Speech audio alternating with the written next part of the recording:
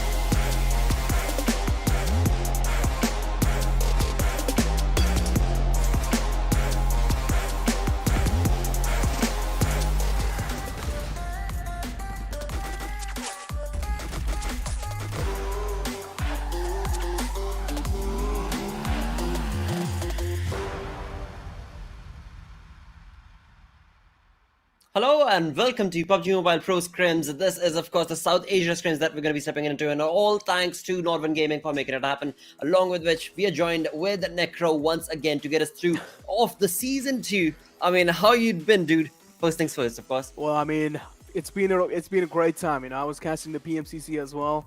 I mean, I'm doing absolutely good, and I mean, even in the PMCC, a lot of teams are doing pretty good. So I'm pretty sure today we might be seeing an incredible game from these lads. At least I'm expecting some updated strategies. Oh, most certainly, dude. So that is going to be so on point. Because again, I mean, when you talk about the gameplay that we've seen thus far, last time when we jumped into the awesomeness, it was, of course, these Mongolian teams that had jumped into the action, and that showcased a different level of approach from the lobby itself when it came down to the games. Now, today is going to be another affair where we jump in, of course, with Season 2's day number 3. We're going to have 2 days of awesomeness getting started right about now, lads, and this is going to be phenomenal. Super duper excited I am, but so I do want to have to, I mean, again, what can you say? There are those teams that have not been showcasing that wonderful synergy, but hopefully when this comes on screen, which is of course going to be the prize pool, $2,000 on the line, this is something that hopefully can motivate those teams and players.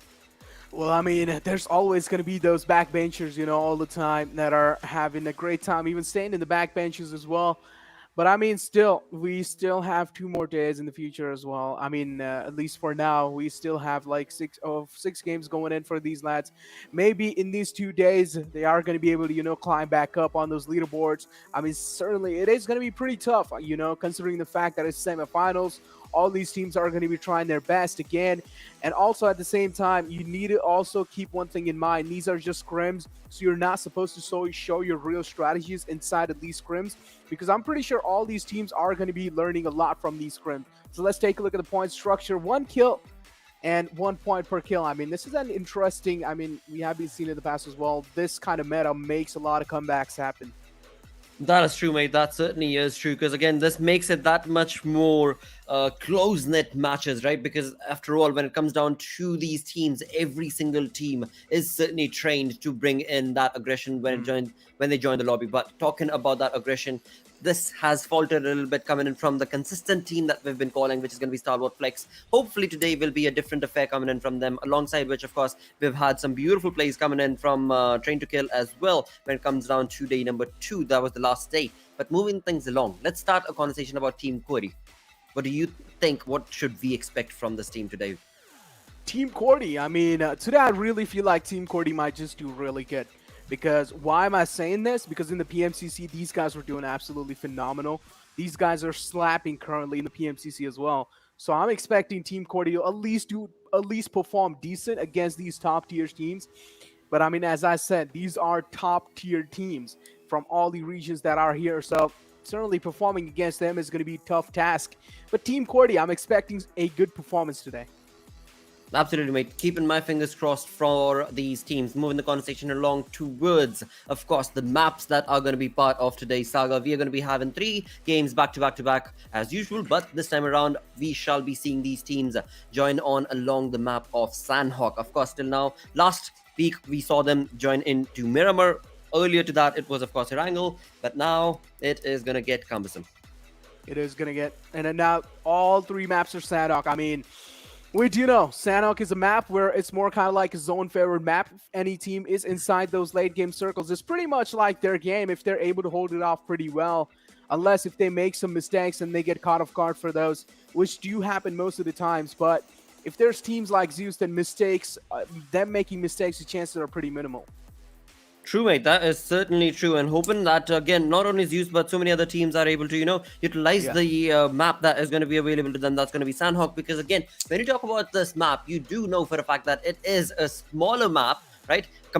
In terms of the cells compared to the other maps like Erangel or Miramar, and thus implying that when it comes to Sanhok, if teams, like you so beautifully pointed out, if teams are looking good when it comes down to that zone, they should be able to have a better advantage. And hopefully, again, when it comes down to the aggressiveness, this map does help into those teams that have an aggressive stance that they want to showcase towards the lobby. That's for sure. That's for sure. I mean, that aggressive stance, as you were talking about. Again, in scrims, I mean, we are seeing some teams, kind of being aggressive. But in the past few days, we are seeing, not a lot of aggressive side from all these teams as well, including Zeus. I mean, in the PNPL, we saw them being so aggressive, but now in the scrims, it's kind of like completely a positive affair. It's like I'm actually surprised to see Zeus on like a first scare right now. I've never seen this team play so safe and so like sound. To be honest, I want to see that aggressive Zeus back again, and I want to see how they are going to be performing in the regional finals as well, because I want to see a glimpse of that. So true, so very true, and I think we might just be able to see a little bit of that glimpse today, hopefully. Well, again, tomorrow is another day that will be available to these lads before we jump into those regional finals itself. But boy, oh boy, I mean, the regional championship is another conversation, because as you did mention, when you talk about scrims, it is just one of those opportunities that these teams can either showcase or experiment within themselves as to what and how will they play along with when it comes to individual maps and their gameplay. But eventually, those real strats is something that will be hidden in that secret book, and that will only be disclosed perhaps at one of those big events, like for example the upcoming regional championship. Yeah, exactly. That's for true. That's for true. I mean, this is why we're saying in the scrims you do not want to utilize your real strategy, especially the teams that have qualified. You want to keep them as secret as possible. Make sure you're not exposing them. If you do, then there are people that would want to tackle you down and that are going to be, you know, learning the gameplays from these scrims, learning to tackle you down, learning to take you down. At least you're perfectly your squad, like Zeus. I'm pretty sure a lot of teams are going to be having the eyes on Zeus because they do know currently they're the king of the hill. I mean, including DRS, they were the champions of PNPL, but still Zeus were like more kind of like the dominating one, and still they got a lot of limelight. This is the overall ranking looking like after game 6. DRS still on top with 72 points. Then we have Astra Academy, Deadeyes, Esports, and Zeus Esports. This is the top 5. Absolutely. And again, when you talk about DRS, right? So final day number 2 that we witnessed in season 2 of these scrims is when on Miramar, of course, we saw match 5 as well as 6 go in DRS's favor. Back to back, they certainly got those chicken dinners. 11 kills in the 5th match, 12 kills in the 6th match. DRS was on a roll, because before that, it was Zeus that was leading the charts. Followed very closely was Astra Academy. So talking about consistency, well, Astra Academy is still on that 2nd spot. So that does kind of summarize the conversation about the Mongolian teams. But move that conversation on towards the 2nd page. And this is where we do have, well, one of those teams that we expected a lot more from. That's going to be CL Esports. Yeah, that's for sure. CL Esports. I mean, the zone magnets, as we like to call them. I mean, this time it seems like their magnet is out of power. They'll need to recharge it back up. I'm pretty sure they will this time, maybe, because in the 14th position, you're not really looking good. You're not really comfortable. You want to make sure you're on at least the top page. Then you have a massive chance of coming back, at least in the top 3. But CL, maybe they can just get them back-to-back win, just like they did in PNPL, and just get themselves back up there. You never know. That is true, mate. That is so very true and crucial as well coming in for these lads. Now, talking about other teams, for example, were Train to Kill. Another wonderful turn of events when it was down towards the first week itself of these scrims, right? That's when we saw Train to Kill bring in those wonderful points for themselves. They did get the chicken dinner as well when it came down to the map of Sanhok with 11 kills to them. So again, we might just be able to see this team perform and outperform the competition today, along with which 24th position holders right now, INES. This team also, when it comes to Sanhok, is pretty neat, mate. Well, I mean, this team has been almost all the time on the struggling phases. I mean, even in the wrangle, they always got, you know, countered by Zeus, which is unfortunate. They like to go towards the George Pool area. Zeus dropped in there. They wiped him out. And, you know, INES started looking pretty shaky after that. You know, their confidence started dropping down as well. And the same thing happened in the PNPL as well with INES. And of course, it is quite unfortunate. INES is one of the old teams in their region. Of course, one of the teams that has a lot of experience as well. And you do not expect a team like this just going down that easily. Most certainly going to be absolutely fair and square, the conversation coming in from that side. But along with which, of course, I'm just remembering that game that took place, I think on the 2nd week of PNPL it was, and that is where INES did drop on the map of Sanhok itself. They were on towards the northern eastern side of the map, and somehow the circle did favor them, and eventually, of course, as the conversation moved along, they were looking pretty comfortable, and I'm hoping that today might be one of those days where the circle ends up favoring teams like those, because the teams that are at the bottom half of that leaderboard, right? That's what I'm wanting to take the conversation towards. That hopefully those teams should be able to, rise and outshine the lobby today, because that's what will make the scrims that much more entertaining. You want to be able to see those backbenchers, at times just pull out strats that are going to be so awesome, that are just going to be like, wait, what? Wow, that is a GG play. And so many times backbenchers do that, don't you think? Yeah, they do. And even in the past, we did see some backbencher surprises, especially in the BNPL as well. If you remember in the finals, Venom Legends, we did not expect them to win games, but they did, and we were absolutely shocked. We were like, what just happened? We did not expect. But now, as you did point out some, some games from the side of INES, I still remember one more game from the side of F4 on the same map of Sanhok. I think so. There were two teams alive. One was DRS, and one was 1952. Entry was still alive, and he was proning down the grass. The circle was on F4, and this is where F4 won that game. And maybe F4 now is, of course, Team QWERTY, so now maybe the same thing can happen, and maybe Team QWERTY can make a comeback. Absolutely. That certainly is something that not only us, but the fans are certainly going to be eager to see as well, right? Because, again, we know that this team is really, really good when bring it down to their comfort level, and as of now they've not really found that comfortable throughout the scrims thus far. Maybe it's just the synergy itself that is lacking, because again, when you try and break down those fights that they do end up taking, right, there is a lot of those conversations that seem to be faltering within the team itself when it comes down to approaching a fight or clearing a compound or whatever situation that they're in. So many times we see lads taking an individual approach. Khan, of course, being the IGL, is on the back end, but somewhere along the line it seems like Khan is not able to get the team together, and that is again, so never mind, that is just past conversation. Let's move on, and hopefully into the future, today itself, they will bring up a better fight. Now, moving that conversation towards another team is going to be PN Crew. PN Crew, another very, very good team that has been on point, along with which they have actually showcased, that consistency, a consistent approach that we talk about. What do you think about PN Crew and their approach to the games thus far? Well, I mean, all I can say is just that one man from PN Crew, we have Sandesh. This man is so consistent with his performance. I mean, in the PNPL as well, he clutched out so many situations, and he got that incredible clutch where he was just dominating the entire lobby in the late game circle, and he was the last man alive for his team. And still, he clutched out like, I think so 1v4 against the squad, and that was an absolute incredible moment for PN Crew in itself. And this is what I'm trying to say. Even QWERTY has had some incredible moments as well in the PNPL, in the PMCO as well. He was a man who got himself 13 kills solo in the PMCO all by himself, and I feel like that was the main reason why he got signed to PN Crew. And PN Crew overall team, I feel like they have a star lineup without any doubt. Each and every single player in their team is a star. So true. Now, talking about stars, I do want to take the conversation towards A1 Esports.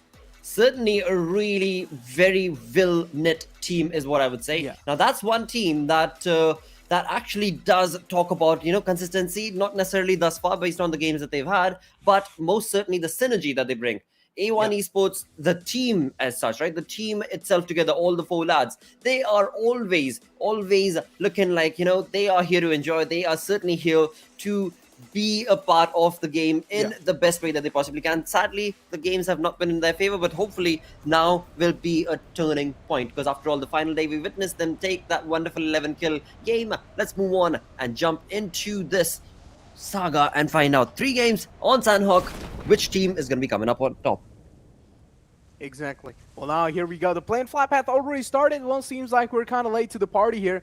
But TDK, as you did say, the observers like to go towards them. And yes, we do have TDK on our screens right now, but as well as the map feed. As we see 7C approaching the Pineland area with them, we still have Vibes going towards, I think so, maybe Cam Charlie, because Pineland area for now seems pretty full. And take a look at the circle. It's like 20% of the circle is in the water side. So we still have, decent amount of land inside. That means, at least in the first circle, I'm not expecting a lot of fights happening unless there are fights happening in the drop zone. All right, what I'm liking thus far is the fact that INES is down towards Kampong, and the circle certainly is going to be around them. So that's really, really good. Talking about teams that were on the western edge, we did see Stalwart Esports as all by themselves out towards there, and they are going to have to make that rotation. But once again, I mean, it is going to be a really small map, so not a bigger trouble when it comes down to the rotation, though. Stalwart Esports will have a lot of teams around them. And right here, we have some early skirmishes. Deadeyes Guys taking on the side of APES. And this is where APES could very well be nullified because one of the lads has already been, lost. Yep, there we go. We've got one lad who has been knocked, and that's going to be Logist. Right here, Shifu sir is all by himself. Lion as well as Reds are going to be pushing on along. And Shifu sir is going to be making a really sneaky back. Well, wow, just perfect. That's what was required actually. Before his backup of Pryde, that's exactly what was required from him. Oh, here we go. The kills and the opening has been found, and this is where things might just crumble down for APES. And yes, it has. The world has crumbled down for APES, and Deadeyes are like, you are living in our world. You have no right to stay alive for now. And Deadeyes took them out without any trouble. I mean, there was a little bit of trouble on the side of Shifu, sir. Almost did get caught off guard, but his teammate was there. And this is what I like to see, a team synergy. Team coordination was so on point that the backup was there with no time. For now, again, another fight panning out. 7C locking horns against Blood Legion. The Blood Legion also being pretty cautious. Certainly, I mean, Gyro right here looking like he wants to get into that fight, even though when you talk about the utilities, they haven't really got any. Talk about 7C's approach, they are most certainly going to be trying to back out of there and maybe even try and get on towards a better compound that they can call their own. True Love right there we saw was being fired upon, and a little bit of burst was actually dealt, and there was a little bit of damage as well. Now, talking about this team that is going to be 7C. This is a wonderful, aggressive team that when they do want to take a fight, they do not, they do not falter. But right here, it seems like it is going to be 7C's True Love who is caught off guard. There is XP. That is going to be Blood Legion's approach towards this fight. That is just on point. It has been sandwiched. True Love has been sandwiched in this situation, and he will be brought down and rather, in fact, killed as well as XP Blood Legion take on a kill and a point for themselves. Exactly, they do. Blood Legion, I mean, we have seen a massive change in the strategy, change in the pace from this team, going from all the way aggressive to all the way passive. And sometimes the aggressive strategy, I really feel like most of the times when Blood Legion do play aggressive, it does work out. And I feel like if you have aggressive nature, utilizing it in game is no problem. You don't need to change it down. You don't need to tune your aggressive nature down. Maybe just try to be as strategic as possible, even while being aggressive, because that can help you out. Changing your play style sometimes, some people are just not suitable with it. And Blood Legion, I feel like somewhere down the line, this is the main reason why they're kind of on the struggling phases. That is so very true. I mean, that is a conversation to be had actually, where we can bring up the point that, when it comes to the approach based on the individual tournament that you are a part of, it is really difficult for players at times to be able to, change that approach for the game. If you are aggressive, you are going to stick to your roots, and that is where some players do end up faltering down a little bit. But right here, as we get this fight moving on along, it seemed like Team QWERTY were on the back end, and they will probably be trying to push on along towards this fight as well. That nade was pretty cold. Almost made it past that window. Maybe try and nade the second window. There's no point in nading the same window over and over twice if you already know the first nade has cleared it out. Dominic, though, seems like sensing some blood next to him. He does know there's a prey, and he wants to hunt him down. Still playing pretty cautious, pretty safe. Just walking inside it is not going to be enough. Brick has been taken down by Dominic as well. Incredible spray from that Uzi, catching his skull off guard, just ripping it apart in two pieces. While 7C trying their best to get their teammates back in line as well. But it seems like Chef, this Molotov is going to be so damaging. It's taking quite a lot of damage. Damage is being chunked off. That Molotov was absolutely on point. And for now, it seems like Blood Legion are doing an incredible job keeping 7C on their toes. beautiful fight being taken from the side of XB, because this is the team that we want to be able to see rack up those points for themselves. And what a beautiful way to take a fight on early into the game. It's only been 6 minutes, but we've got 2 teams that have been sent back into the lobby. And again, when you talk about the aggressive ones, the ones who took an aggressive stance, well, it seems like players are alive. So on the other tangent, when you move on towards the other side, it seems like Skylightz Gaming is in a bit of a tricky situation of their own, where they are being caught off guard as well. Exactly, being caught off guard. She did mention, and I mean, it was not really like a flawless execution from the side of Blood Legion. There was still 1 casualty from that fight. And in early off, if you're just going to be down to a 3-man squad, then later on in the later games, you will have to, you know, kind of worry about, because the strategies that you've planned with a 4-man squad, now they are limited just to a 3-man. And you will have to find new ways to work around it. That means sometimes you might just fall onto the face with such kind of moments. At least moments are not really looking good on your side. But we see TDK take challenging fight against TUF this time. And this is going to be an interesting one, because TDK, of course, I mean, has been a top-tier team, but TUF as well is giving a massive competition. It seems like one of the TUF player took down blah, blah, blah with that Tommy gun, and it looks pretty good. Absolutely. There certainly seems like a little bit of trading going on over there between these 2 teams. That's going to be T2K and TUF. And as we can see again and again in the kill feed, exactly, dude, once again, there was a lot happening in towards that side of the area of the map. But move that conversation towards what we've got on our screens. It is Skylightz Gaming, who have a lot of information for the individual lads of A1 Esports. A1 Esports is none the wiser, as they are so far away. But blah, blah, blah, TUF, T2K, where are the observers taking us? Where and why are we here next to Joker and ASL? I'm not entirely certain about this, mate. But to keep on along, it certainly did seem like TUF were bringing in aggression, but were not able to. Yeah, there you go. There you go. It's Perfect. too late now. It's to be honest, the situation is too late now. I mean, TDK is down to just a 1-man squad. TUF kind of made things way much more worse for TDK over here. TDK did get the opening frag for themselves with that Car 98, but then later on, just down to a 1-man squad. Quite an unfortunate moment for that team. They were kind of suffocating out TDK slowly and steadily, and it seems like TUF have successfully done that, at least for now. And TUF, though, I mean, again, TUF is kind of a squad which was in the starting phases. They weren't really looking good, you know, if you remember, in the back days. TUF wasn't really looking good in the scrims, but now it seems like if they're able to take down a massive or big squad like TDK, then I feel like they do have the massive caliber in them as well. But Observer did miss quite a lot of fights there.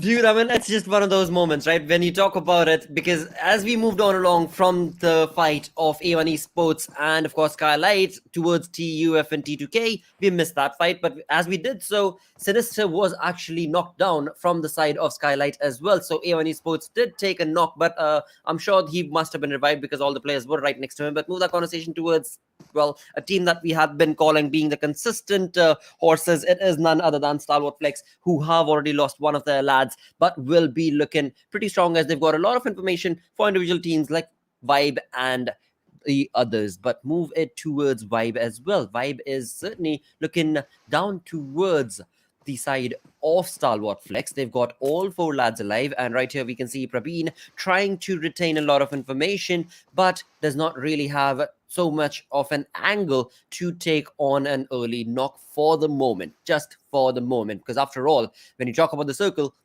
has shifted a little bit again. Circle shift is there. Still Vibes kind of separated out from the rest of the pack. Praveen, though, need to be a little cautious because Jiggle is way too far away, and I'm pretty sure Jiggle's going to be the IGL of the squad as well. Being the IGL, I really feel like you should be playing in the back lines, because you staying alive till the end is kind of like the main role. And if the IGL goes down early off, then it's more kind of like when he's trying to give out the calls, things don't really work out if IGL is not really there to, you know, point directions directly. So sometimes I feel like IGL staying alive till the end is kind of the main goal of the game. But Dominic, this time, getting caught off guard out in the open, has been taken down. Rest of the Blood Legion squad is not next to him. And this is exactly what I was saying. Separating out a little too much can sometimes put you in a massive trouble, because now they're not going to be able to go back and get the res onto him.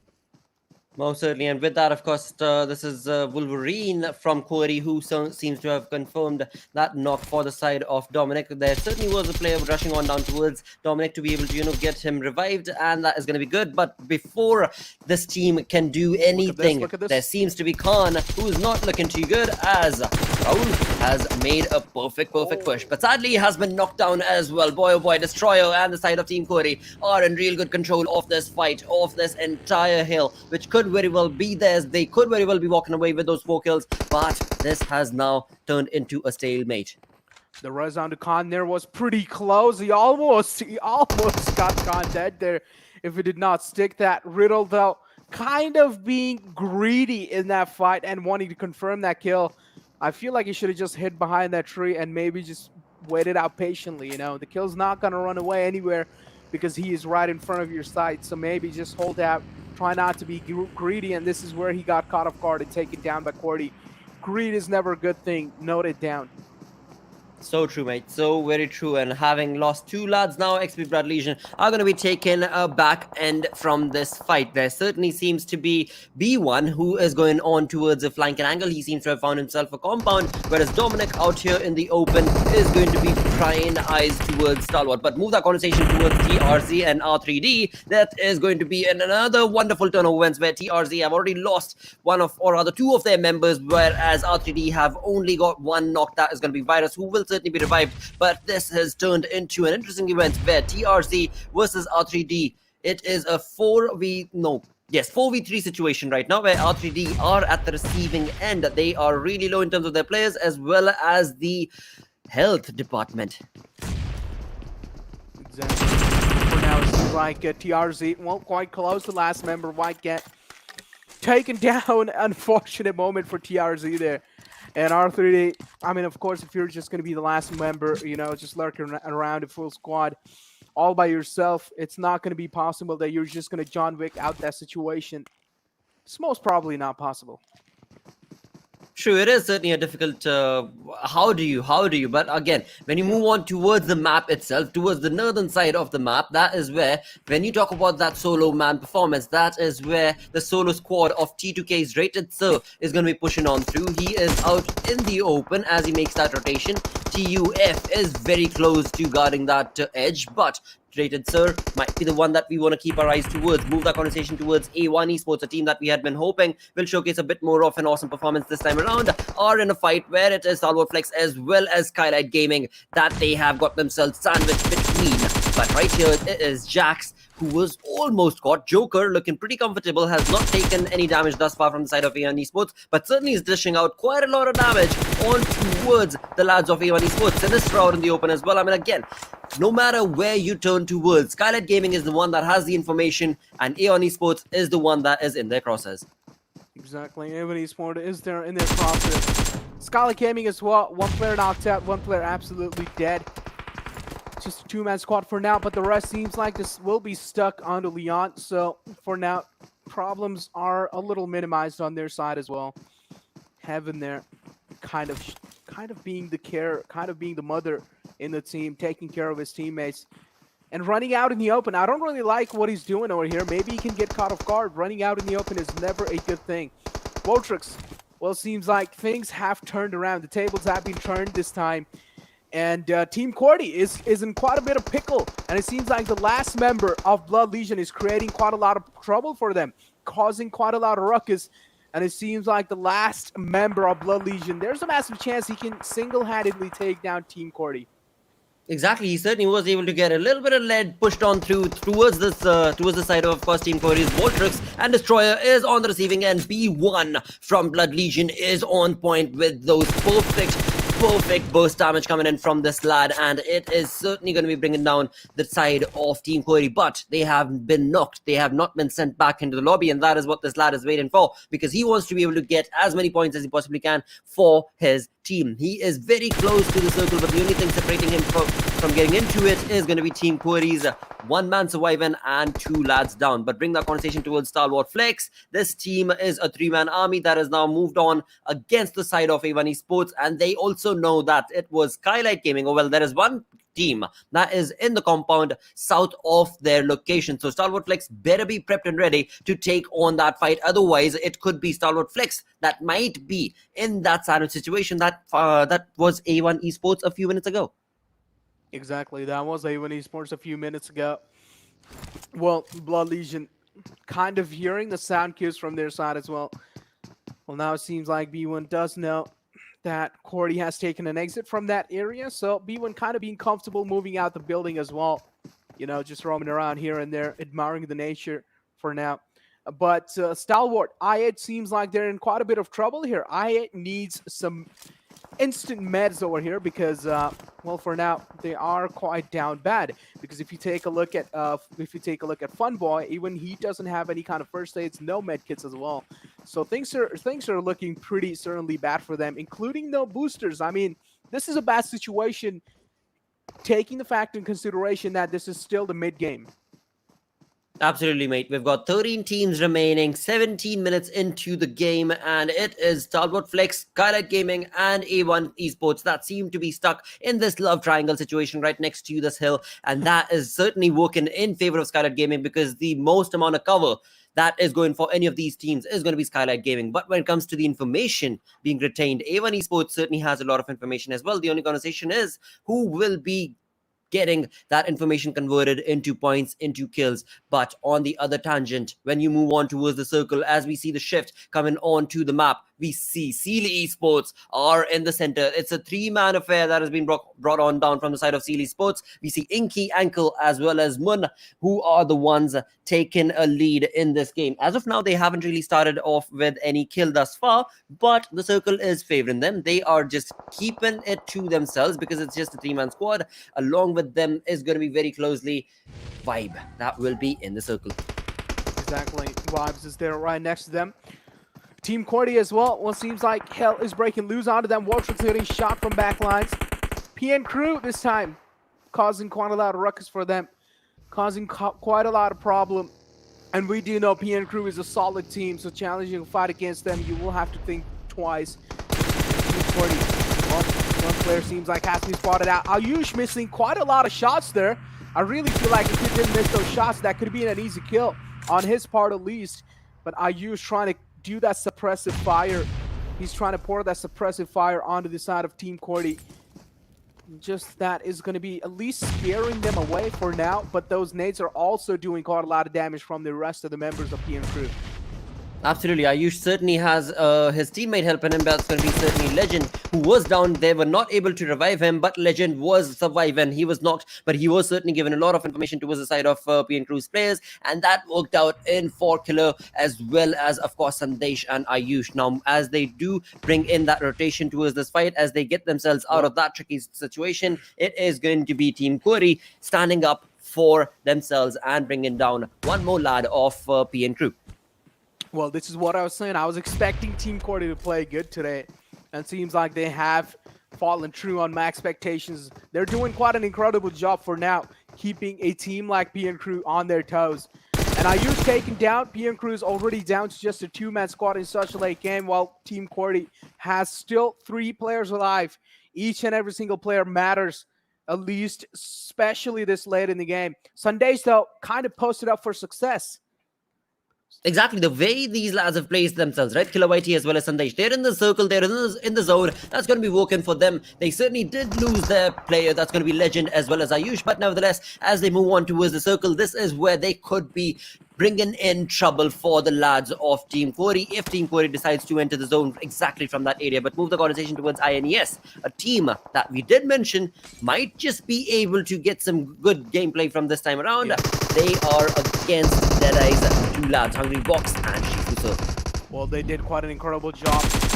Got down 2 guys from Deadeyes here. Hungry Box doing his best, trying to keep them on their toes, but no is going to be the answer. Did manage to get 2 knockdowns. Well, now it seems like INES would want to make sure that the 2 players are crawling inside the zone, and then the rest will, of course, be stuck onto them from their side.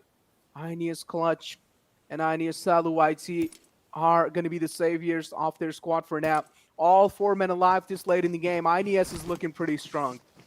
Oh yes, with the 5 kills that they've got, the 5 points that they've got in terms of numbers also working in their favor. Once again, I mean, when you talk about our pre-game segment, it certainly does seem like Necro, there was a lot of conversation in there that was on point. A lot of these teams that were, so to say, the backbenchers up until now in the scrims have picked up their pace beautifully, have showcased a lot of dominating plays, eh? Exactly, without any doubt. All the backbenchers finally stepping up, including TUF as well.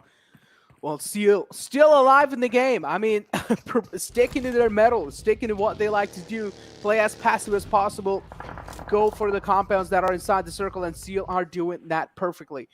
The circle is even favoring them, and maybe if the prayers are with them as well, they might just be able to get the chicken dinner in their hands. I like how Seal is separated out in those compounds. One player in each house. Even if any player is getting executed, the other players can provide the color fire, and then maybe the guy inside the house will be able to, survive for longer. But so many fights happening as the circle is breaking down. A lot of these teams are definitely not going to be happy with their performance, especially APES Esports Sinister. He's kind of putting a lot of pressure on the players of INES, instilling pressure and fear, raining down death and destruction.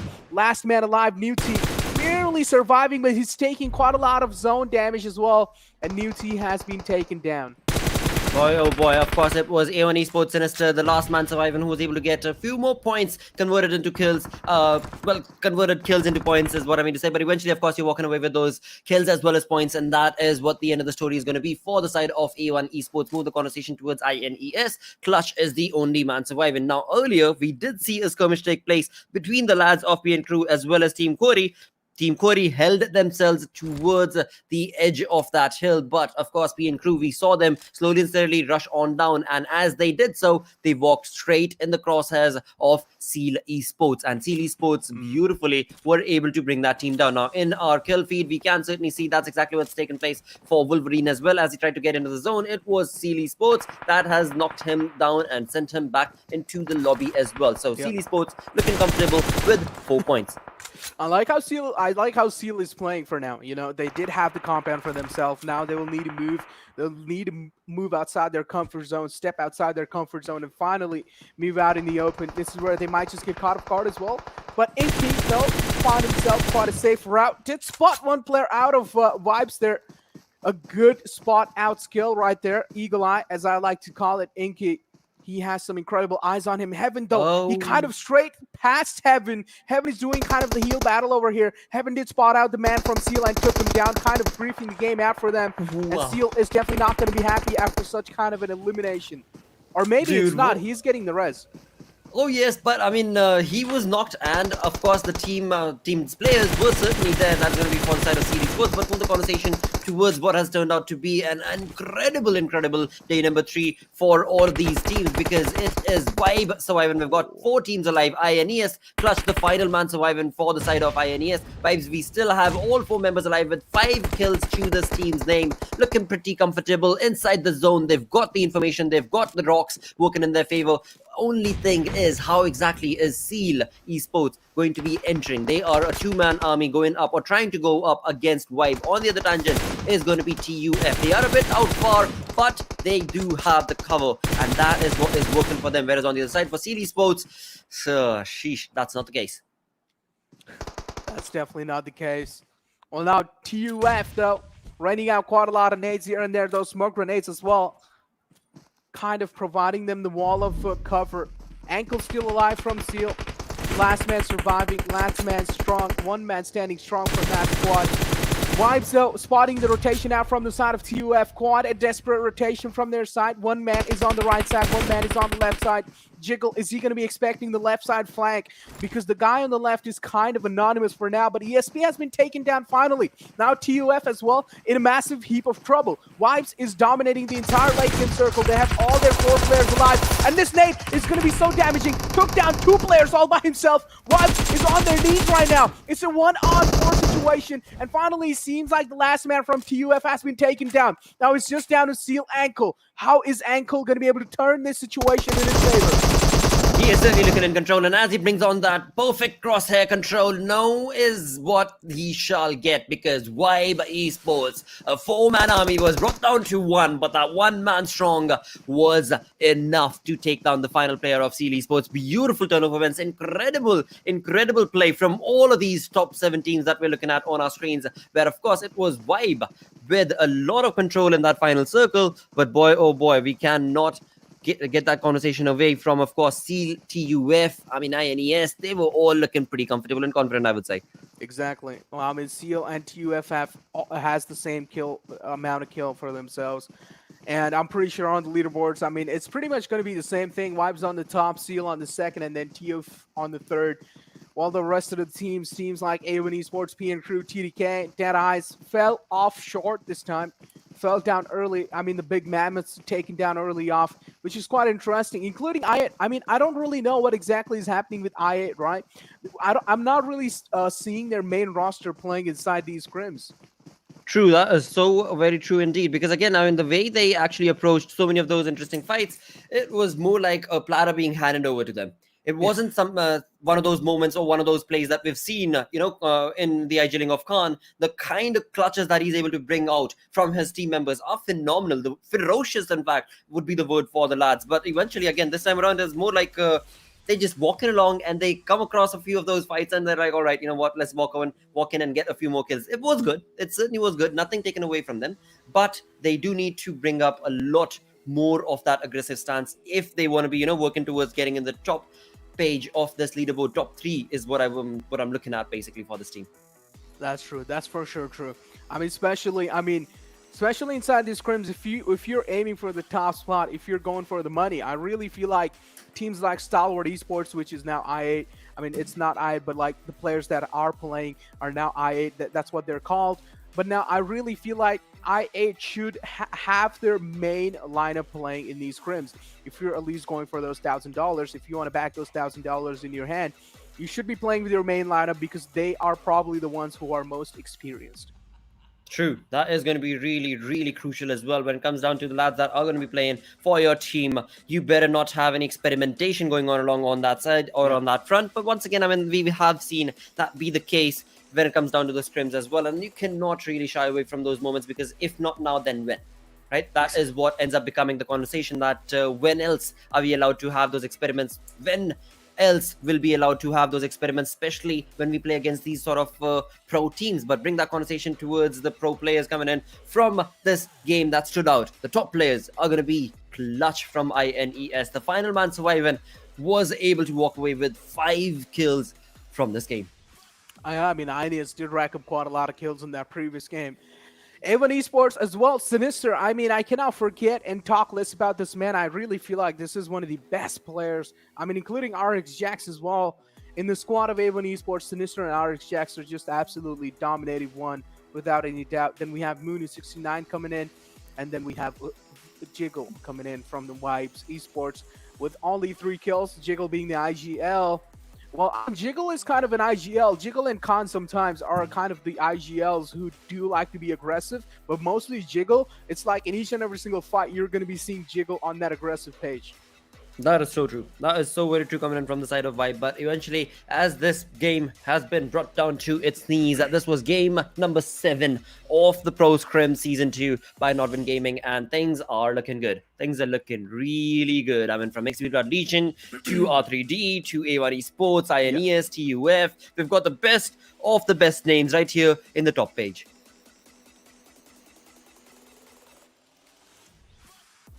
Move that conversation towards the second page of the leaderboard. Right here, we see Team QWERTY on the 9th position with the 4 kills that they were able to get for themselves. Deadeyes Guys, we also saw them bring in that early kills and those early fights that they got into, thus resulting in them walking away with those 4 kills and 1 placement point. So working A-OK. PN Crew did shy away a little as they were not able to, get some good fights during the game. And when it did come down to those fights, that is the one that we saw them take against Team QWERTY and then finally walk into the crosshairs of Seal Esports. Exactly. Well, I mean, these were the match rankings, and now I want to move on to overall rankings and see how things are looking. Vibes, of course, taking a spot from DRS and moving on the top place. #1 I mean, the kind of name changes, I mean, I really feel like even the name changes have gotten a massive confidence boost in the lads of Wives, and now they're doing an incredible job in the overall rankings as well. DRS on second, Deadeyes, Astra, Zeus. I mean, nothing really much changed, but we still have Avon Esports though on 7th position. Exactly, that is so true. And talk about CL Sports, they have jumped up as well onto the 10th position, and this is looking pretty neat for these teams that did just end up playing their 5th game, and this is looking good. This is looking real good. But move this conversation towards the final, or rather the second half of the leaderboard, where we have the next remaining teams lined up. That is where the conversation is going to get a little tricky, because I do want to be wanting to talk about teams that are, as of now, of course, having played 5 games, they have started slowly and steadily moving on along into the conversation and getting those points. But in terms of those points, they are still so far away. Like, for example, XP Blood Legion, 14 points is what they've got. Stalwart, only 14 points once again. Well, I mean, Stalwart, though, you know, kind of falling back. Unfortunate moment for them. And, well, I mean, things are looking pretty tricky for them. If they want to make a comeback, games are slipping away from your hands, and you need to close your fist tight. You want to make sure you're not letting them slip away that easily. Each and every single game, each and every single moment, each and every single second, you have to make it count. And each and every single step, you have to watch out. And I do know you guys are one of the best. Let's start taking the competition a bit serious. Let's start playing as if this is PMPL, and let's start dominating the field. There's no problem in that. True, that is so true. With that, we've got 1 game done for the day. 2 still remain. Of course, they're going to be all taking place on Sanhok. But with that, we're going to go on a very, very short break, lads. Sitting back at home, do not forget to showcase all your love towards the teams that you're following into the chat. With that, we're going to be going on a very, very short break. Be right back. Mobile. Players may encounter titans during a match, just like in the movies. Let's learn more about the all-new game modes, shall we? Titan Strikes. The Titan Strikes mode introduces 3 titans to Erangel, Sanhok, and Livid. Godzilla and Kong move along designated routes across the map. Players can chase after them in vehicles, but if you get too close, you'll be knocked down and take damage. When titans get ready to unleash a heat ray, the system will prompt players to leave the red zone marked on the minimap. Players equipped with high-level armor receive reduced damage from the heat ray. Titans will absorb energy which emanates gradually from the earth. Once the energy reaches a certain threshold, titans release it and create titan crystals around them. Different types of titan crystals provide different effects. Erangel's blue titan crystals are special throwable items that players can equip. They knock back and burn enemies who are behind cover.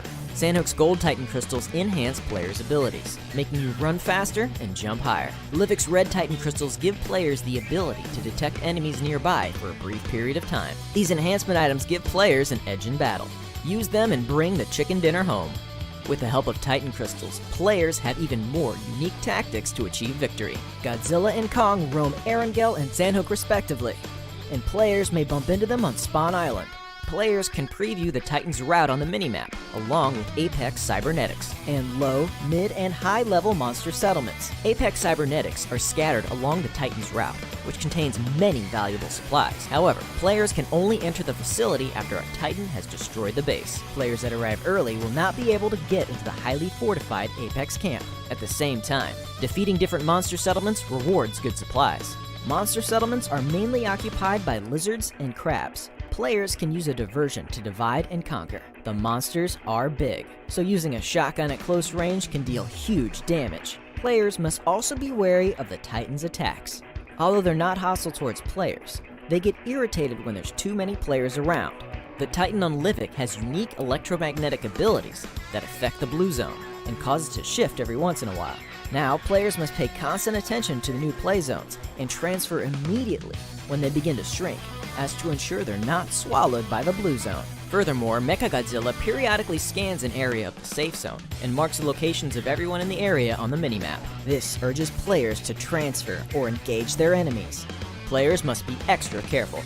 The Titan Strikes game mode is based on Battle Royale. Players must strive to be the last one standing amidst battling other players and Titans. With the addition of Titans, players are ready to witness their majesty and get their hands on the mysterious Titan crystals. Enjoy the all-new Titan Strikes and experience the earth-shattering might of the Titans.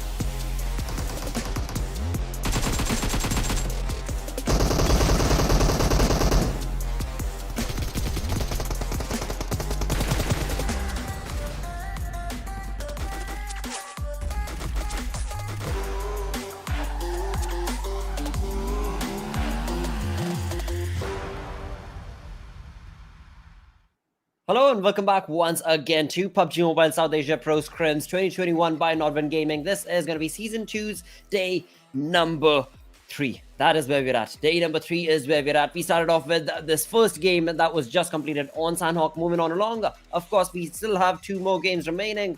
And Necro, what should be the expectation now? Because after all, the groups are going to be changing. The groups are definitely going to be changing, and this is where Zeus makes their entry. This is where the ground starts shaking. This is where the earthquake happened, and I want to see how Zeus is going to be performing. I mean, of course, the gods of thunder, as we like to call them. But we still have few more teams coming in as well, and we still have way much more competition for Zeus going in, especially Astra Academy. I mean, they have been doing an incredible job, you know, keeping up to Zeus as well. And we still have teams like DRS chiming in along as well.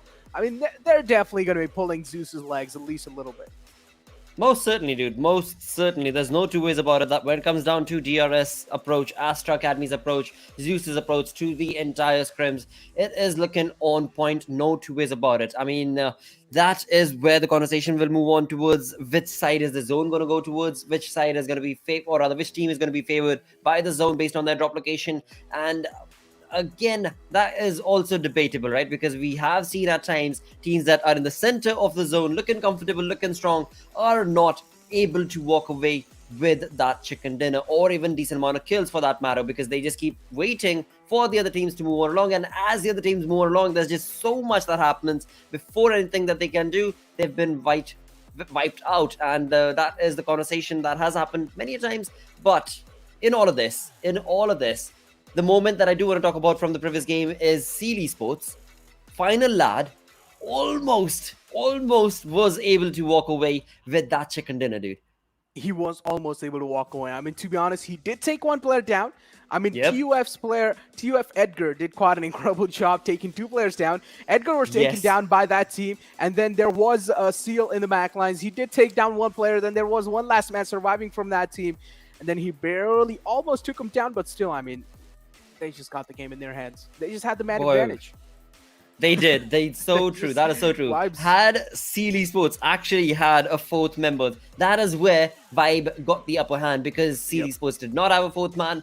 Well, he was not even in the lobby. He did not even join. So that is where the game actually walked away from them. But eventually, when you talk about the points that they walked away with, it was pretty decent. 12 points with 5 kills, looking comfortable for them. Move on along the conversation towards Vibe. They were just the war horses, simply put. No two ways about it. They were in a domination streak when it came down to the entire match. So comfortable turnover wins when it came to the first game. Moving on along into the second match. Now, this is where things are going to get a little dicey, because this is where we reach the middle ground, the intermission for these teams and the play. Because after this game, we shall know how big a difference are the backbenchers creating for themselves compared to the leaders of the table for the moment.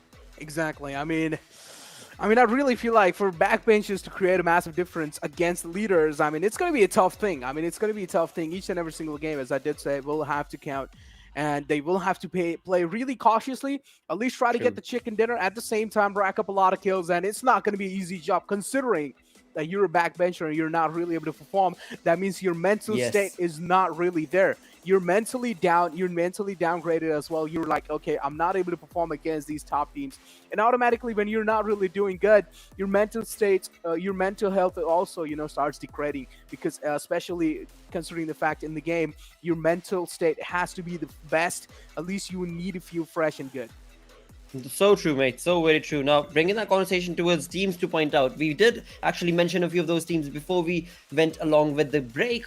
That was, let's bring the conversation back. That is going to be starting off, I think it was Stalwart that we were looking at with 20 points, right? 20 points is where they were stuck at as of now. Another point is going to be perhaps Team QWERTY. They have started showcasing that wonderful aggression, but they do need to do so much more. But alongside that, let's get into this game for the day and find out for ourselves, where are these teams going to be taking us, as we have new names on our screens. We see INES go down towards Kampong as they did in the previous game as well. DRS, Mr. Boroboro, Nima, they are all going to be moving on down towards the Camp Bravo region from the looks of it.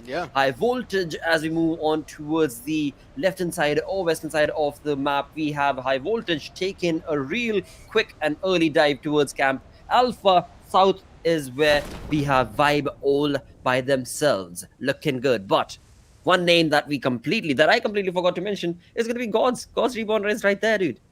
In the southern region as well. Yep.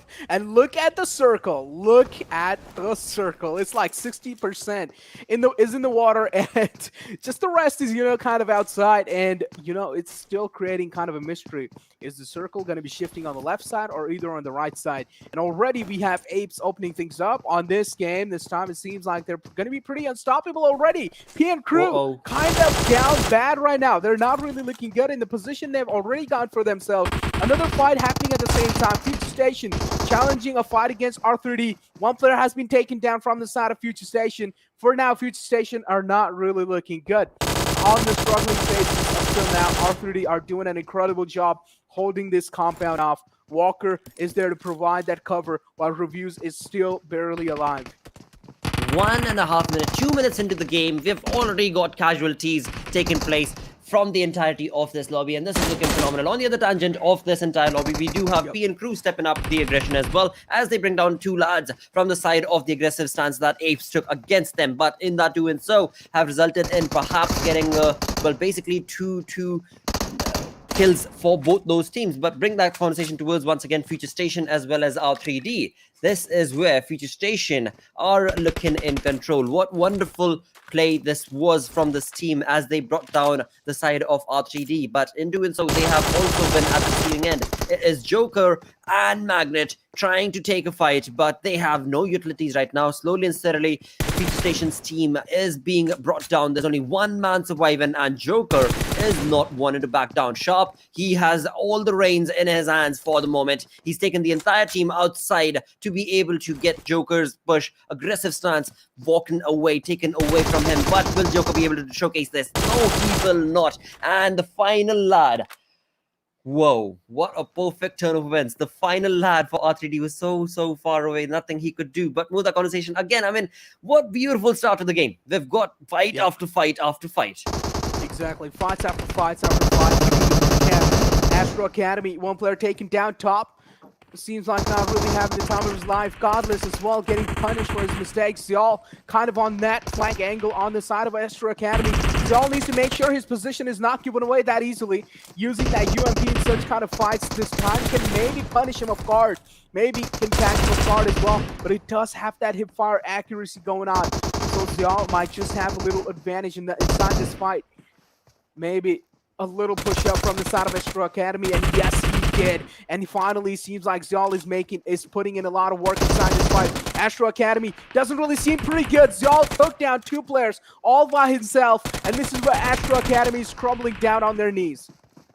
Perfect strafing coming in from the side of Ziyal. Well, finally, he was actually taken down from the side of Pika of the two of this team of perfect turn of events. I mean, Astra Academy, they did lose out a lot of their players, but TRZ has jumped into this fight. They are part of this perfect compound, and that is going to be converting into a fight that Pika is most certainly not wanting to take. Once again, on the receiving end, it is going to be Apes, where P and crew are bringing in some controlled aggression towards Apes side, where one more lad has been sent back in the lobby. So if my count is right, Apes is left with only one man survive. And on the other tangent for P and crew, even though they were at the initial receiving front, they did bring down and they did showcase a bit more of retaliation for the aggression that was showcased from Apes, and beautiful turn of events that seems to be in favor of P and crew for now. But we shall see when we move, when observers choose to move us down towards that location of the game. Right now, we're only 5 minutes in,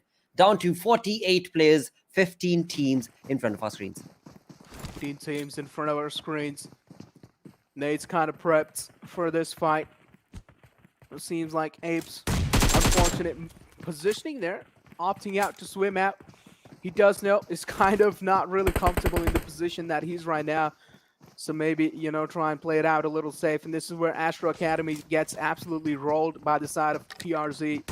No mercy from their side, because that was just the last man alive. Tried to escape out that situation. Looked pretty cute, but he just took him down there like, okay, we don't care. We are merciless and we're going to take you down. We need that 1 kill point. Absolutely, and 7C, of course, I mean, they did not have a decent turn of wins, but for now, they are the ones in control of this aggression. We can see Sandesh from P and crew hiding behind that small little bridge to not let this team, this aggressive stance from 7C, know that there is one more man that they could convert into a point. Moving on down towards R3D, Shaw was trying to showcase a bit of aggression, but it is thanks to Futurestation's Magnet, who was able to receive the exact position that this lad Shaw was bringing in that domination, and eventually was able to walk away with one more kill. So right now Futurestation is also looking pretty comfortable and strong with 4 kills to themselves, as they did start off that early fight. This is turning into a real bloodbath for so many of these teams in the second game of the day. Second game of the day. Things not really looking good on all these sides as well. Magnet still alive. Futurestation is looking pretty good for now, including Team QWERTY. Well, it seems like Ultras does have the sights locked on their side as well. Vibes taking little shots here and there on the side of God's Reborn. You want to make sure you're challenging the top leaderboard squad right now. And God's Reborn seems like they're not scared of anyone. Taking one player down. The IGL has been taken down. This is where Vibes might just be a little paralyzed. That is so true, mate, because right now we can see Vibe has already lost one of their lads. It is only 3-man strong army that we can expect from the side of Vibes to showcase some retaliation. But for the moment, they are going to be backing out of that position and out of that perfect controlled aggression. But move the conversation and have a look at Team QWERTY. That once again, we do want to be able to see walking away with a lot of points and a lot of kills. For now, are going to be hunkering themselves down to this compound. Futurestation is going to be right next to them. And Futurestation, well, as of now, they do not have a lot of information about this entire compound. And if at all, there is any team, in fact, that is in that compound, bring that conversation towards rotations. And it is Portal Esports. Portal Esports just perfectly placing themselves onto the southern edge of the map itself, and just perfect turn of events, because nobody is going to be there. And correction, they're not southern, but actually northern western part of the map, because that is where the circle is taking these teams, and there is no team out there. So going to be working in that lads and that team's favor.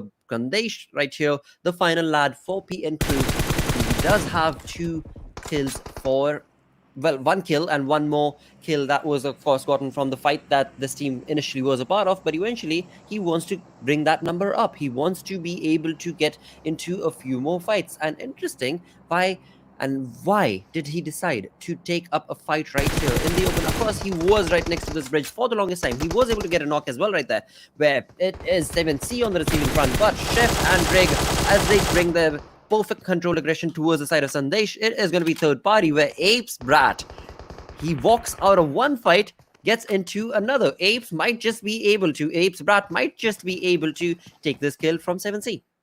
They might just be able to snatch it away from them. Apes, sorry, my bad. Apes still kind of on those edges there, and it seems like they're not really, in the mood of challenging the fight anymore. Backing out from that situation. 7C Chef didn't know. I mean, he doesn't really know if there's anyone on that hilltop, so he doesn't really want to expose his body directly because there's still a little chances that maybe one player will be taken down by the side. So 7C trying to play it out as safe as possible. Surroundings are pretty clear from the side of 7C, so they should relax out a little bit. Again, I mean, what we're looking at right here, Brad is the only man surviving for his team, right? Apes, Sandesh was the only man surviving for the side of PN Crew, yet they did not want to back down.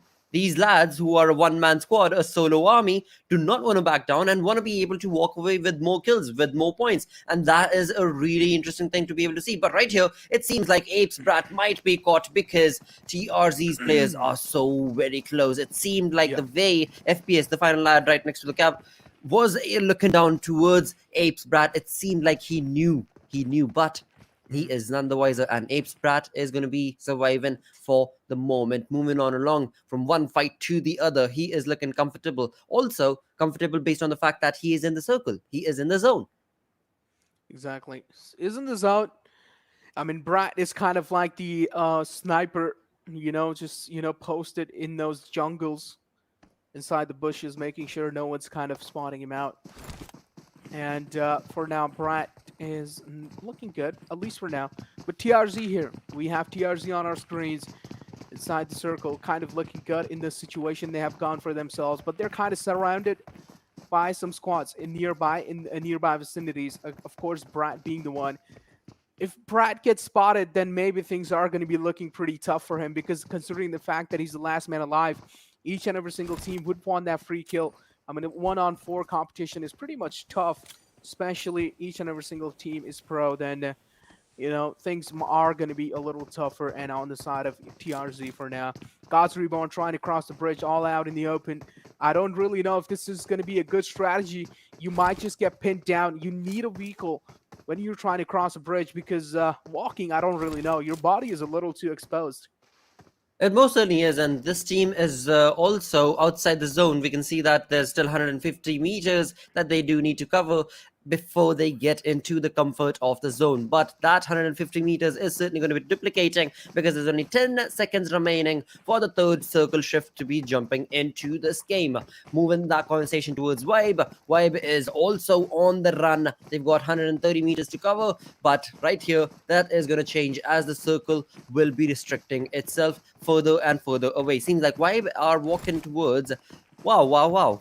It is either going to be God's Reborn that might just be able to take these perfectly placed bait from Vibe in the river, or it is going to be one of those situations where no team is going to be able to spot each other, and they will be able to make that rotation perfectly. But it seemed like that might not be the case. Let's see actually.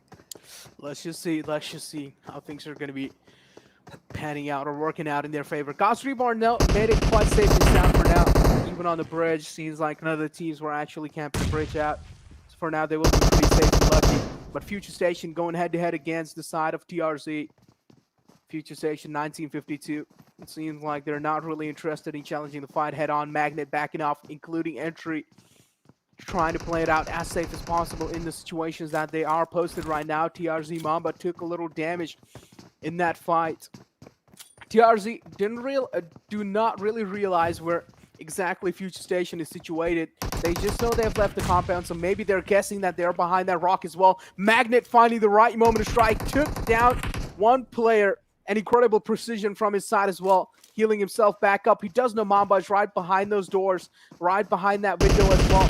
Take a look at what Magnus has done. He has managed to sneak past each and every single enemy from their side. TRZ for now seems like they're pretty much in a real confusing situation, in a real bad situation. They need to save the knockdown teammate as well, and it seems like Magnet is thirsty for blood. He needs to get the last teammate down. He needs to confirm the kill. He needs to secure the kill, finding one kill for himself, kind of peeking out, bobbing and weaving. He took down 3 players all by himself, and Mamba finally puts an end to his domination. If only Entry was able to throw that nade or whatever that he had planned, it would have been a perfect annihilating play coming in from the aggression showcased by TRZ, or rather against them, because what a beautiful turnover event it could have been, because Futurestation's Magnet, that lad held his strong, and that was just nothing wanting to defeat him, apart from, of course, the rush coming in from these two players. That's going to be Mamba as well as FPS. Beautiful turnover events, actually, where TRZ's all 4 members are still alive. They are going to be walking away with those kills, walking away with those points as they get themselves comfortably positioned towards the zone, towards the circle. But talking about the circle is where the conversation shall move towards, where Team QWERTY, right here we can see, are towards the northern edge, the northern eastern edge of the game for the moment, and it is DRS that's going to be pretty close to this team. It's going to be pretty close to this team. Voltrix, well, doesn't really know what's really going on in the surroundings, but still being extra cautious. DRS in the front lines. Nima spotted out. Seems like QWERTY is just going to be locking them in their sights. Khan, that's kind of smart him out. Does know what exactly is going on around him. So that's a good thing for Khan, at least for now. Destroyer in the enemy lines. You want to make sure if you're challenging a fight against a squad like DRS, it better be well planned. That's so very true, because again, I'm in Team QWERTY. Yes, all 4 members are alive. We've got Khan on a completely different trajectory altogether, but DRS Gaming's player, he is holding his ground, and this is where Team QWERTY will want to be so much careful, because they do not want to be able to give away any of the information. But how exactly will they approach? Because the circle is not really favoring this position for now. It is looking okay for Team QWERTY, but as we move on along, the circle will certainly be moving away from them, and that is where Team QWERTY are going to have to make that rotation. But if DRS decides to hunker down on that hill, that will make it really difficult for Team QWERTY to be able to do so. Move that conversation towards another side, where we have 7C and INES Rig right here, who certainly has heard the footsteps and has the audio cue of a team being around him, is certainly going to be keeping himself down to the ground. His 2 lads, his 2 teammates are on the back end, but INES as well are not pushing along. They are just maintaining that position. So many of these teams, they are in the zone, but they are just maintaining that position. So many of them are out in the open as well, but they do not want to be moving away from the comfort that they found even in those open locations. Interesting. It's pretty understandable. It's pretty understandable. It does make sense as well. You do not want to be, just moving out directly. Maybe just watch your surroundings out sometimes. INES, spotting out 7C. Smoke kind of out in the open, making that risk rotation. Make sure you're not overexposing your body, and then maybe you're good. It doesn't matter what kind of rotation you're making. As long as you're safe, well, it seems like Smoke has been spotted out, set by Salu. Salu is like the poster of assassin, playing it out so safe. He does know second player as well, where he is. But there's one player in the backlines, Rig. Rig might just rig his gameplay away. Salu, you need to be careful, because you have gotten just 2 players knocked out. There's 1 player still in the backline, kind of missing the shots here and there. Shiv needs to be a little careful as well. Well, now it seems like 7C tables have been flipped in the favor of INES. The world has started to collapse. Stalwart, what a play that was, dude. What an incredible play that was. No 2 ways about it. Just having that perfect positioning, yes, but along with that, patience working in this lad's favor. Stalwart held his ground strong. He saw a rotation coming in from the player of 7C, but he did not know that there was Rig right next to him. Thank God he did not bring in that barrage of lead towards the rotation being made towards 7C's player, because he would not have known that Rig was on the right-hand side of Stalwart's position. He waited patiently, allowed the rotation to happen. That is when Rig fell back from the position that he was at. All 2 members gave that positioning away, and Stalwart, well, again, he was just so on point with those perfect controlled aggression and burst that he got those kills. Beautiful turnover events right there. Move the conversation towards DRS. Now, DRS is a 2-man army for now. AJ and Boro, who are looking comfortable for now, but they're going to have to make that rotation as they try and get into the circle. Mr. Boro, well, smells the blood and pushes here. DRS, well, the confidence level this time seems like is pretty high in Prime. PES as well. Well, I mean, in this bracket, we have PES back. Portal Esports, and I want to see Mom2 back in action. I want to see that man dominate the field, while Venom Legends have gotten themselves a pretty good compound, kind of separated out from each other. And I like that, separating each other out from a different compound. Every person having an individual compound sometimes doesn't work out. And sometimes things might get tricky if the enemy is just way too good and they just decide to figure out a strategy. That's true. I mean, we did see Portal Esports bring in that water rotation, and that has certainly worked in their favor. But the compound that they found for themselves is also being shared with Venom Legends players. And on the other tangent was, of course, Vibe Esports as they made that rotation into the zone. Now, here we are, of course, going to be looking at DRS and High Voltage. High Voltage is certainly away from the action, but not for long, as Extreme brings in some perfectly controlled, perfectly dominated. Oh, well, again, I mean, I just want to see who was able to knock down, because I saw that in the kill feed, but I was not quick enough to see High Voltage's action was towards who, was towards what. But never mind, we do know that they are in the fight, and that's going to be good. And Assassin right here, as they also are seemingly wanting to take down Vibe. Wanting to take down Vibe. Assassin, though. Nades more locked in, not really finding any success with those nades. High Voltage need to be a little cautious because they are challenging a team like Vibes. And you want to make sure you're being as cautious as at least if you're challenging a fight against a team like Vibes. They are the overall leaderboard's topper. And that nade was meant for precision. And it is going to be finding its mark. High Voltage Cloud taken down. What an incredible nade. Did cover quite a lot of distance, but it doesn't matter. The precision on these lads is just on another level. Another man of High Voltage kind of giving away a lot of sound cues. You want to make sure you're not really giving away a lot of sound cues in such kind of situation, because it just tells your opponent that you're kind of on a panic mode right now, and they might just punish you out without any trouble.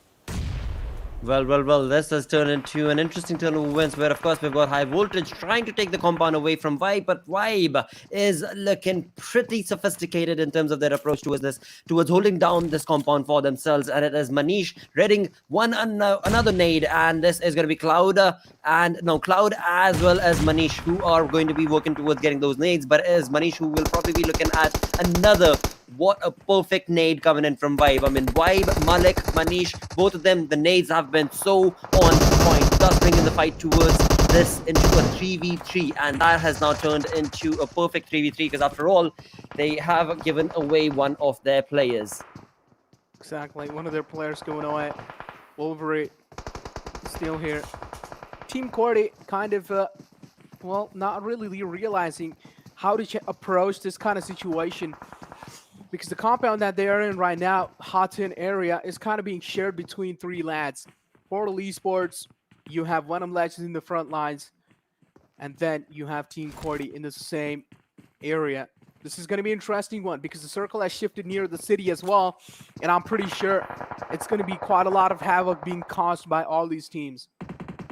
Uh-oh, right here, Nightwing from Venom Legends is so close to the player of Portal Esports, and that is something that I don't think Venom Legends player knows, but Nightwing, we do know he is a very, very talented player, and as soon as he gets some audio cues, he's certainly going to be in control. But move the conversation towards the circle. It seems like TRZ made that rotation not too long ago. All four lads were alive, and now they're going to find themselves pretty much in the center of the zone. Yep, we've got three lads from TRZ, and Venom Legends, Rafat, is the one rushing towards the zone and the circle. And along with them is going to be Team QWERTY. What a perfect final moment this is going to be, where so many of these teams are so very close to each other. A lot of information and audio keys are being shared, audio cues are being shared, but eventually who will be able to retaliate, who will be able to showcase that domination? TRZ Atomic will not be able to do so, and it is Pika's advantage being given down towards the side of Rafat, and he has gotten another point for him. 2 kills to Venom Legends for the moment. Look at his little pet, the dinosaur, kind of cold flames throwing out. Well, let's focus on the game for now. Venom Legends, though, uncomfortable situation for now. TRZ, well, he's trying to confirm the kill by jumping out and trying to get that kill, but no, almost makes it Mamba. Well, gonna be so sad after that one, I'm pretty sure. Watching your friend die right next to you is not really a good moment. Well, TRZ seems like backing out from that moment, backing out from that fight, which does make sense. Lost their man advantage in that fight. Venom Legends looking pretty good. All 4 players still standing. 1 player knocked out. Fry Pan shouldn't be really tough of a job to get the res onto him. So Venom Legends for now are looking pretty good. Void, Rafith kind of not really looking their fullest HP. Vortex in their backlines as well. He did hear his footsteps going down. Nightwing trying to get himself back in the cover. Does know there is one player in the backlines as well. And this is where Venom Legends is kind of getting surrounded and pinched. They certainly are, but they have themselves absolutely spread out when it comes down to the zone and the circle itself. When it comes to Nightwing, he is the one who did see a lot of information and was able to actually, I think, give that information away to his teammates as well, as they are prone and are going to be controlling how much information do they want to give away in terms of the queues, because we can see them all lying down and slowly, very, very slowly move about. And along with that, when you talk about Team QWERTY, that is going to be right next to Venom Legends. INES Stalwart is outside the zone from the sound and the look of it, and it is not looking good for that lad, as he is taking a lot of damage. He will be certainly going for those res again and again, but that's only going to be based on how many medkits is he running along with. But move the conversation towards Venom Legend and QWERTY Esports Joker. It is Joker at the receiving end. Sad state of affair where he did try and bring in that fight for himself, but was not able to do so. Venom Legends still looking pretty strong in this fight. Venom Legends looking pretty strong. Well, it seems like Khan proving his points again, proving that he's one of the best IGLs in the Pakistan region, or Pakistan region has to offer. All four players still alive in such late game situation. Voltrix kind of pinned down behind this little box. Rafith is the one holding them out. Nade's not really able to find their mark. Destroyer should change his position, because that second nade is definitely going to be taking him down, and yes, it will, without any doubt. When the first nade hits, you should be changing your position instantly, because this is where the opponent really exactly knows where you are. The res has finally been stuck on the Destroyer, so he should be getting back to his feet. Voltrix kind of following the same steps that Destroyer did, and he might just get caught off guard just like when he did. But Venom Legends are kind of on the outer skirts of the city right now, proning out in the open, in the grass. Seems like they don't want to join the party anymore. They are overextending is what I want to say. When it comes to Venom Legend, I mean, this Bangla team is looking pretty ferocious, no question about it when it comes down to the final circle, but they are taking two individual fights. They've got TRZ as well, and that is where one of the players is busy. On the other tangent is going to be other two players of Venom Legends, where they are taking a fight towards Team QWERTY. We can clearly see that Rafat as well as another lad are going to be working towards getting this team, but eventually, what a perfect turn of events. Venom will bring down TRZ. Now it is a two-team affair. Well, tables have been turned in the favor of Venom Legends, and yes, they will get the game in their hands as well. What exactly happened there, Team QWERTY? You had the entire game in your hand, and you still managed to screw it up. You still managed to mess it up. I don't really know what exactly happened there. How did things started crumbling down? Khan was the first man who went down in that fight, and then later on, each and every single one of their teammates started going down one after each other. This is more kind of like one thing. When you pull that one string and everything just falls apart, the same thing happened with Team QWERTY there. Sad. It was sad. I mean, yes, we had been expecting this team to, outshine the competition, showcase that they are here, and they've done so. I mean, it's decent that they were able to walk away with the 12 points based on the placement, along with which Destroyer did get that one kill. So 13 points to this team is what Team QWERTY is looking at for the moment. On the other tangent is going to be Venom Legends. Just perfect turn of events for them. They were the one who were in control of that final zone. No two ways about it. TRZ did hold that ground for quite some time. We saw Vibe on the 6th position right there, who were also able to get a decently controlled aggression in this game. But boy, talk about QWERTY. This team, again, the aggression level has gone down massively when it comes down to the way they were taking that fight. They had the advantage. They had of all four members alive. Venom was part of two individual fights, mind you, and still was able to defeat both those teams with one member shot. Venom Legends, just legend play. Well, at this point, to be honest, I don't even know what to say at this point. Like, I actually don't even know what to say, because QWERTY, they did manage to secure second position. Okay, no doubt about that. But look at their kill points. Only one kill. That means they're going to be racking up 13 points in total. That's nothing. TRZ is going to be surpassing them. Even the team that is on fourth is going to be surpassing them. That means Team QWERTY has not done good in this game. Without any doubt, they came second, but they've only gotten 13 points on their name, which is not a lot. Which is certainly not a lot, mate. Certainly not a lot. And that is something that, well, again, I mean, no matter how you look at it, eventually you are walking away with good points. And that is going to be good. That is certainly going to be good. But talking about the fans, you know, they're not going to be happy, I don't think, when it comes to Team QWERTY's play. Because we can clearly see the way they approached that fight was not on point at all. Yeah, and as mentioned by you, when it comes down to Khan going down, it seemed like the entire team faltered down. Once again, proven the point that we were discussing earlier, comes down to the conversations, not the rotation, but the team conversations itself, the team synergy itself. That is not on point. That is not what it used to be back in the day. And that is something that Team QWERTY really seriously need to start preparing for and working towards, because these are the moments that they've got. But as they move away from these scrims into the actual games that will matter, where right now, yes, these games matter, you're working towards $2,000, but eventually, if you talk about $2,000 compared to the amount that you've got in PMPL sort of games, it's just, you know, not even a conversation to bring up. Exactly. I mean, the thing is like Team QWERTY is a good team. We do know Team QWERTY is one of the best teams in Pakistan region, without any doubt. Khan is one of my favorite IGLs. But the thing is, like, when Khan goes aggressive in some fights, he gets taken down most of the time. And it proves my point exactly, that IGLs should always hold their horses and try and play safe. These are the top players of the game. Of course, Rafat leading the board with that. Let's take a look at the match rankings. I want to see where Team QWERTY have gone themselves. And take a look at that. They fall down all the way on the 4th position. And this actually breaks my heart a lot, because I love Team QWERTY myself. Most certainly, dude. There's nothing separating this team from those glorious moments that they did showcase not too long ago. But right now is seeming like a different story from Team QWERTY. But keeping our fingers crossed and move the conversation towards the Bangla team that I was discussing earlier. The ones that did take that chicken dinner, the ones that have been in control of their aggression, of their pace, of these games. It is none other than, of course, Venom Legends. Now, this team, like we were discussing, a 3-man strong army is what they had as they jumped into those final few moments of the game. 3 teams remaining, including Venom Legends as well. There was TRZ, there were 4 lads from Team QWERTY, and still it was Venom Legends that came up on top. Another point to bring up from this game is going to be Zeus Esports. They did try and retaliate for that boot camp area that they were on, but were booted out of that situation. Talk about that, mate. Exactly. Who would have thought? Well, I mean, surprising factor again kicked in.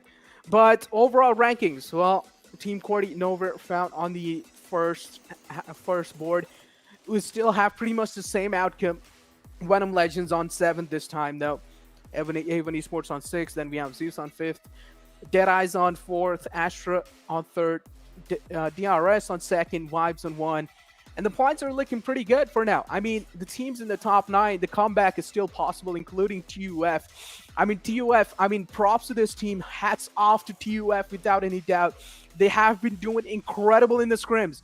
The team that we did not really expect to do that good, but TUF has proven us all wrong. And TUF right now, to be honest, hats off.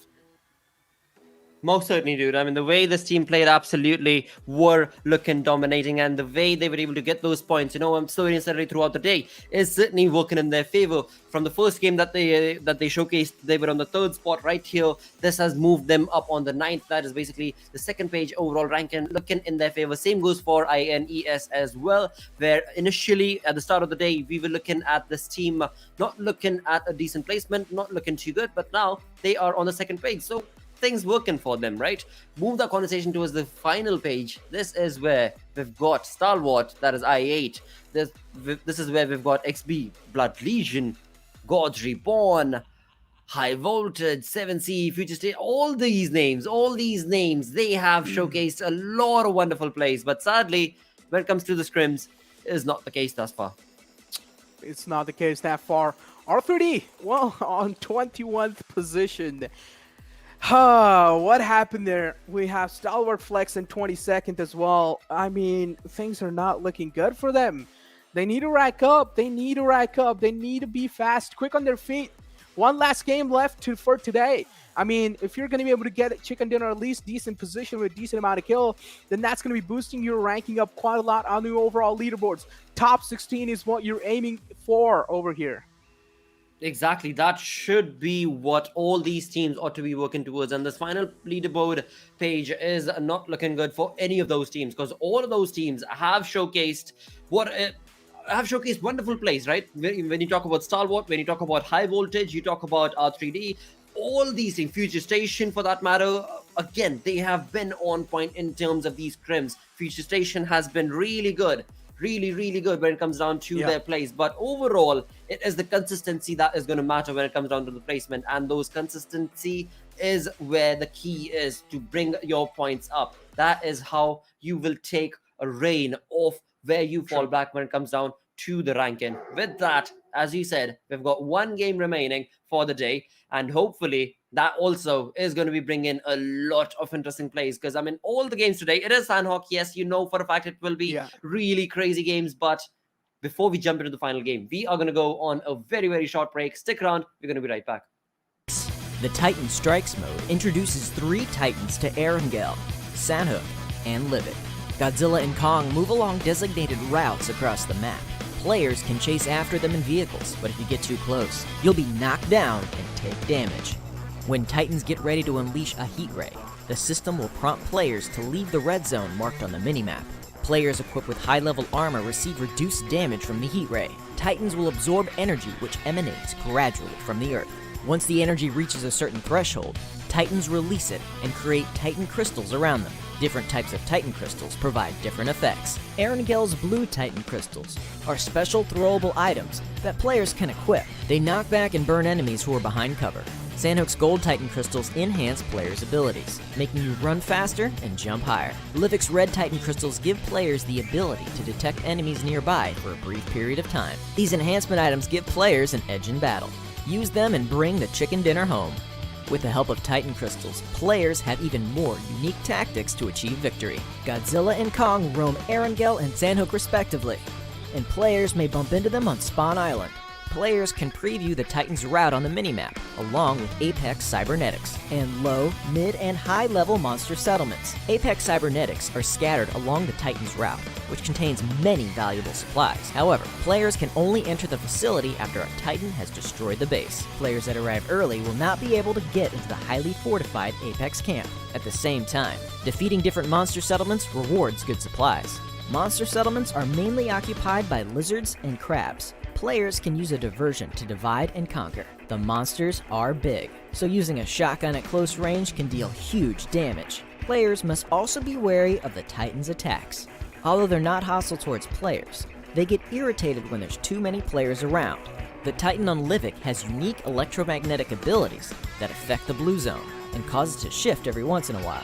Now, players must pay constant attention to the new play zones and transfer immediately when they begin to shrink, as to ensure they're not swallowed by the blue zone. Furthermore, Mechagodzilla periodically scans an area of the safe zone and marks the locations of everyone in the area on the minimap. This urges players to transfer or engage their enemies. Players must be extra careful. The Titan Strikes game mode is based on Battle Royale. Players must strive to be the last one standing amidst battling other players and Titans. With the addition of Titans, players are ready to witness their majesty and get their hands on the mysterious Titan crystals. Enjoy the all-new Titan Strikes and experience the earth-shattering might of the Titan.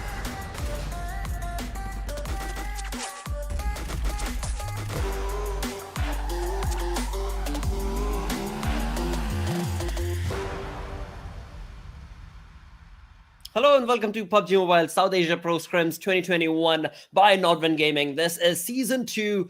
Day number 3 is what we're on, and it has been a wonderful start. Wonderful start to the day. Of course, along with us is going to be Necro to take us through this final game, dude. It has been, like we were just discussing before the break as well, a dominating start for so many of these teams. I mean, teams like Zeus Esports are nowhere to be seen as well. Well, I mean, I don't really know what's going on, you know. Zeus is actually getting eliminated early off. I mean, they are given a tough fight, without any doubt. They're given a tough fight. But I just feel like I just feel like somewhere down the line, they're just making a lot of mistakes, or maybe they're just not taking this serious. It could be. It could be the case because again, we've seen them. When it comes to the boot camp, you know, the boot camp is theirs. There is no team that can even try and sneak peek into the boot camp that Zeus is on. If there would be one, they are going to be, well, rushed out of that situation because those sort of situations is what we've seen during the PMPL games as well. But this time around, it is a different approach that Zeus has taken, and that's all right. That's okay because overall, they do need just that one game.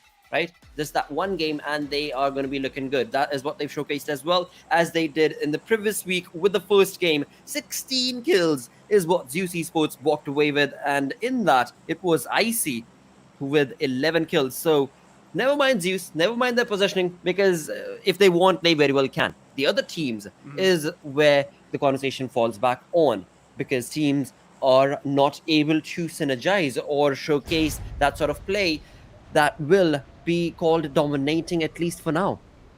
Exactly. Well, I mean, those plays are, of course, going to be kind of well, we'll still have to search for them.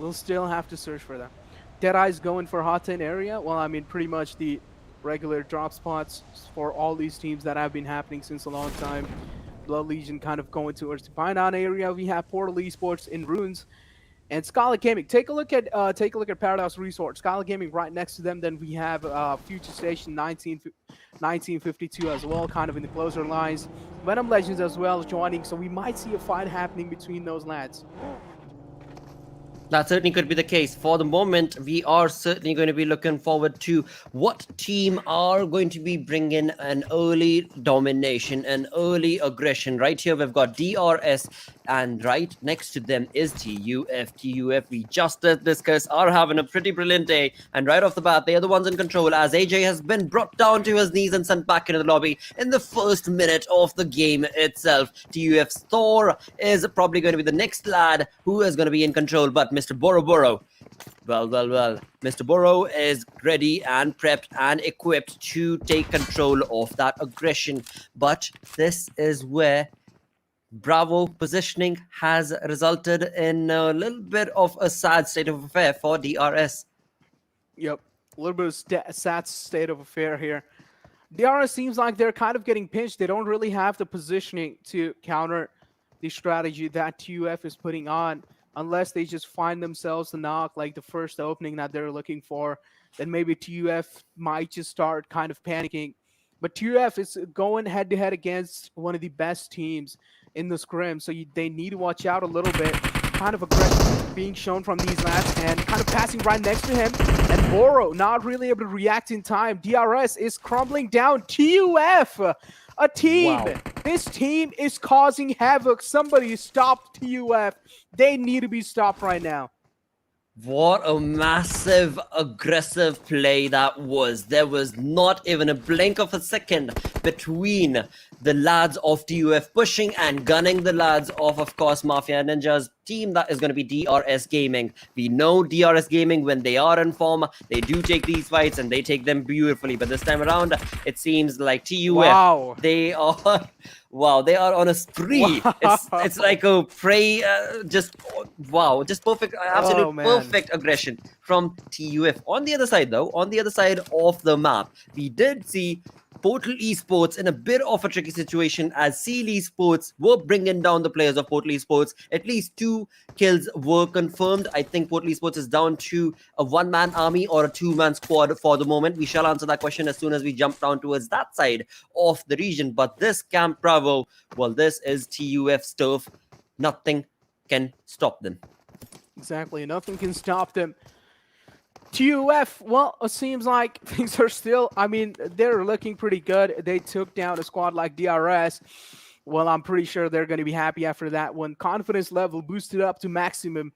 And I'm pretty sure maybe in later games as well, TUF is going to be dominating it. Well, let's have God's Reborn over here. And seems like they've already gotten themselves, I mean, already posted up for success. I mean, they've gotten themselves the higher grounds as well secured. They have looted so quickly and already secured themselves a position in those late games. Zeus still dropping in the boot camp area, playing this as if it's like a normal casual lobby.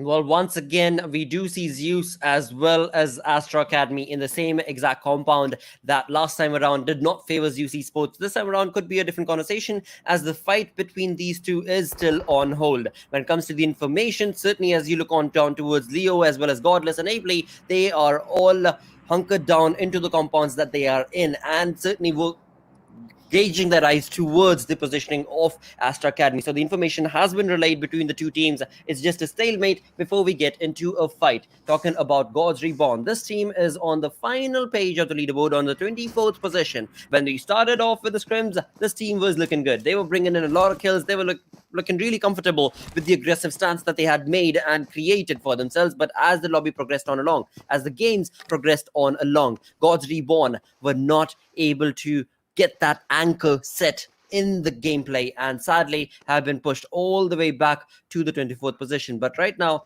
again, as you look onto their position, they were looking pretty comfortable on top of that hill, will be silently waiting to retaliate and attack. Whereas on the receiving end, very close to them, is going to be Skylightz Gaming.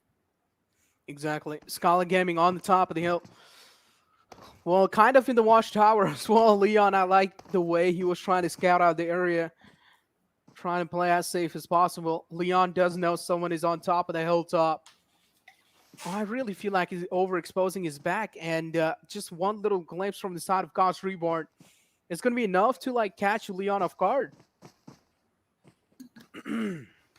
That is so true, because Leon is all by himself for now. When it comes to his team's backup, it is on the receiving end thanks to A1 Esports. And Leon overextended. God's Reborn certainly had the advantage. They were on top of that hill and have been able to confirm that knock. Now, before they push on along, they are certainly going to be asking the question, is there only a one man over there or is there a team set up for them? And that is what is going on through the mind of Sad Mad here. But he will not back down because he got that point, and what rather, he almost got that point and he wants to well confirm it. Exactly, almost got that point, did confirm it as well. Well, now it seems like things are looking pretty tough on the side of them. While TDK spotting out A1 Esports kind of on the hilltop there. A little glimpse was spotted out, but then again, such long fights, I don't really know in such early games. It's going to be kind of worth it because you're just going to be wasting a lot of bullets on the enemy lines while the rest would be there without any trouble. Of course, you won't be able to confirm it because the enemy will be back in the cover in no time. While God's Reborn here and there scouting the area out, still doesn't seem like have spotted a single man, and they probably think they're in a no man's land right now.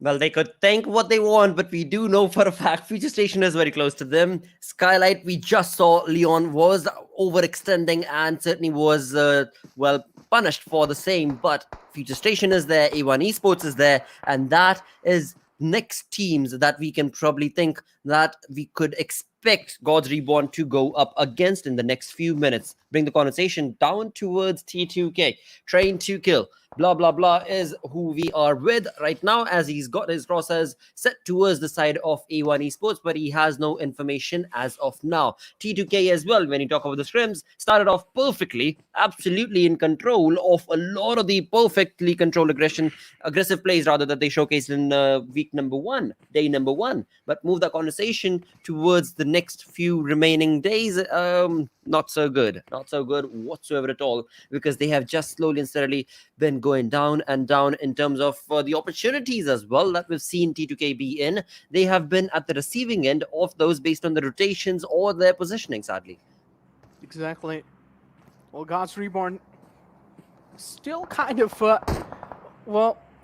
trying to find someone down. Well, it seems like the observers do like God's Reborn quite a lot. We have been sticking on to them since a long time. While A1 Esports kind of just pinned down behind those little ridges. Shycut is still behind that tree. Yashiro does know there's someone behind that tree though, still trying his best to, you know, at least make a couple of shots here and there. Maybe Shycut will peek out.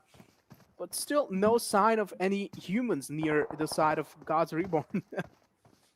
Absolutely, mate. For now, that certainly seems to be the case. And again, when you talk about God's Reborn and the way they are wanting to take this position, they're not moving. They are not moving as if there's Godzilla out in the open that is searching for them or something. Because, I mean, they do know that there are teams out there they do hear a few of those gun battles that did take place between A1 Esports and Futurestation, but they're still not wanting to move any closer whatsoever at all, because they know that they've got the hill working in their favor. If they step down from the hill, that could be the turning point for their gameplay. So, of course, for now, nevertheless, things are working in their favor, and after all, it is all going to be absolutely fine as long as you stay all 4 members alive and move along. But finally, in the 10th minute marker is where Zeus Esports and Astra Academy are taking on a fight. They've been a part of this compound for the longest time. Well, basically the 10 minutes that we've been a part of this game. And now finally we do see Astra Academy as well as Zeus Esports overextend a little bit and get into a fight. Now, who will be the better one? Let's find out, because again, Zeus Esports are hunkered down in that compound, and it is Astra Academy who seem to be making a rotation and wanting to take a fight. And sadly though, Squire is the one who has been knocked for the moment. That aggression was backfired, and Ziol will be the one taking, maybe confirming that kill. Exactly. Astra Academy, well, those smokes being lobbed in from their side, but Zeus is just over-aggressive over here. Need to watch out. Maybe you won't get punished for being so aggressive, for being so greedy. Astra Academy, one player has been taken down. Another player is kind of on the left side, Pika. But Godless is still there. Maybe Godless can hear him out.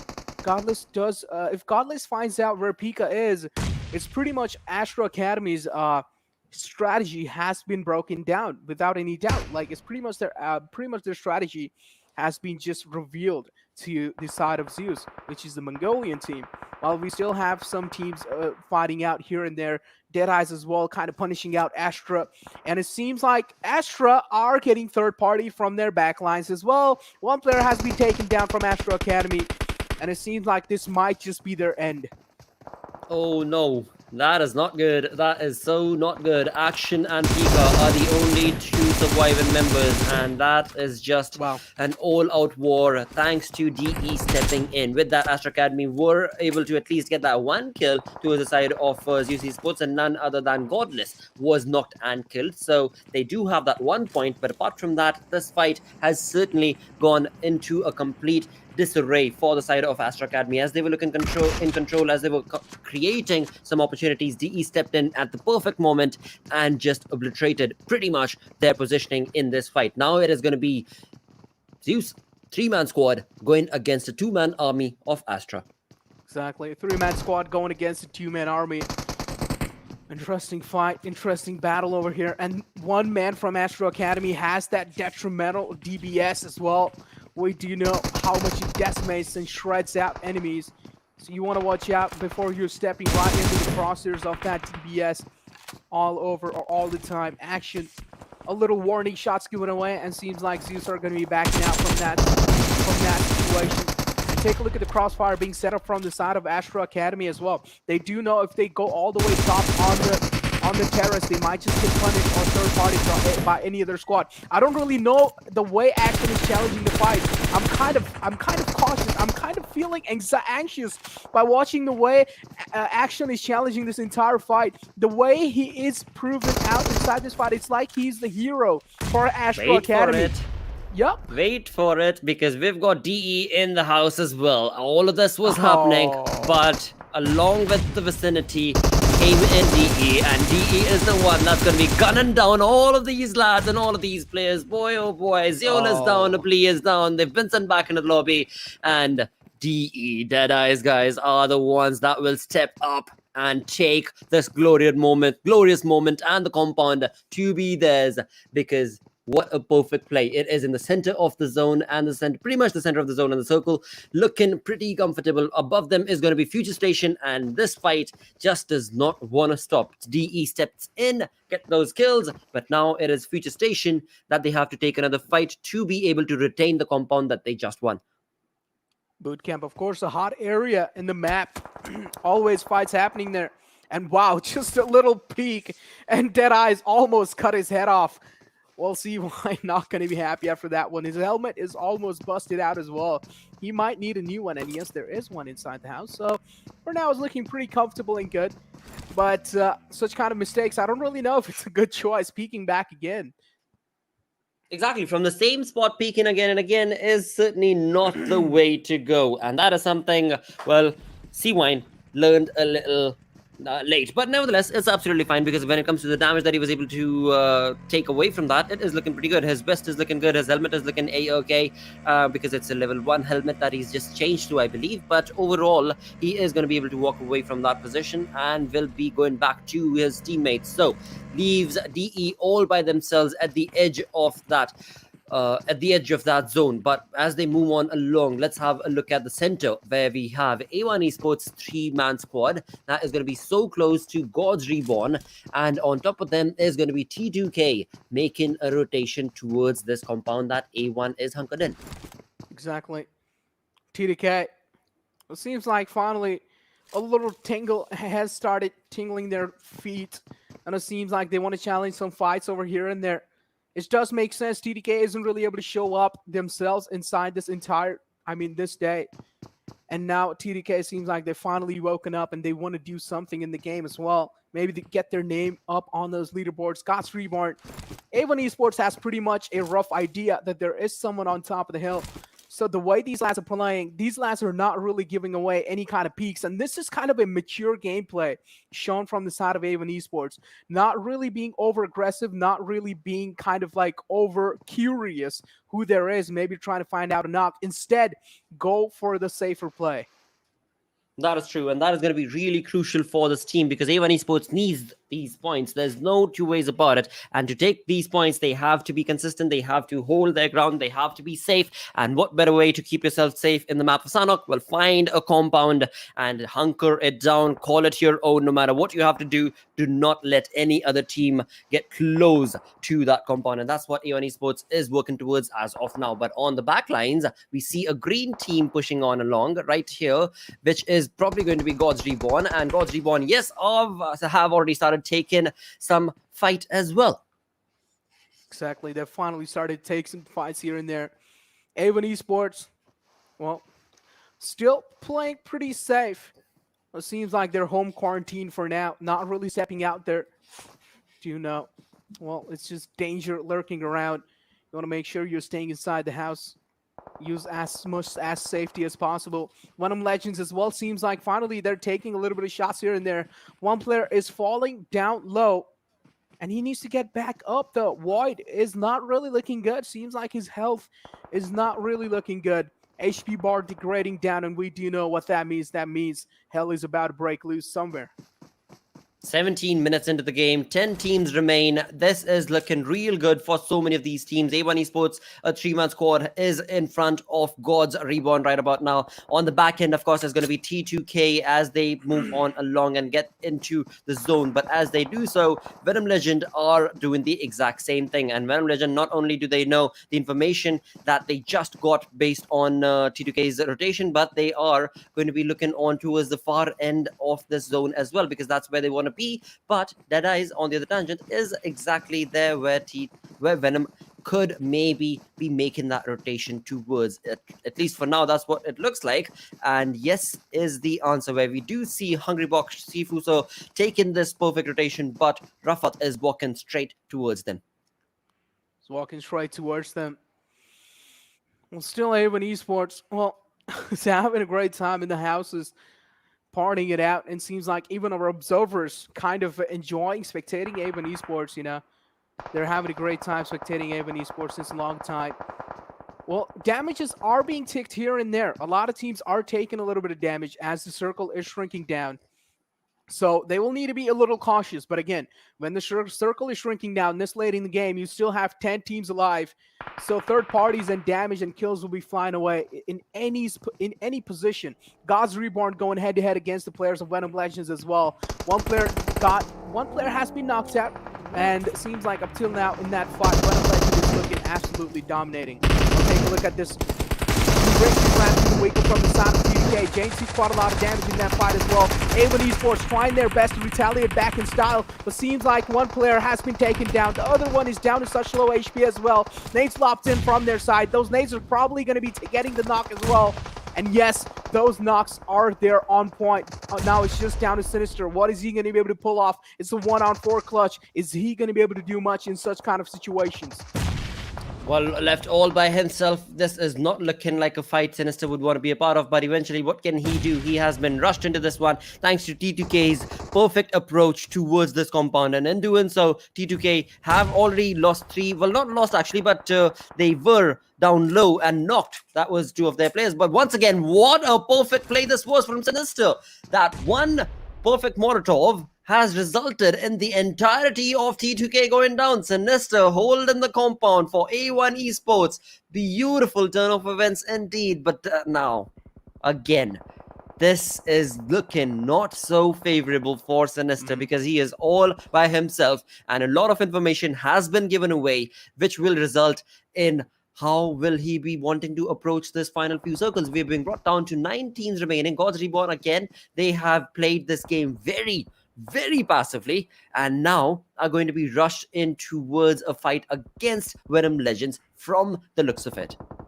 Exactly. Well, now, God's Reborn, again, same position since the whole time.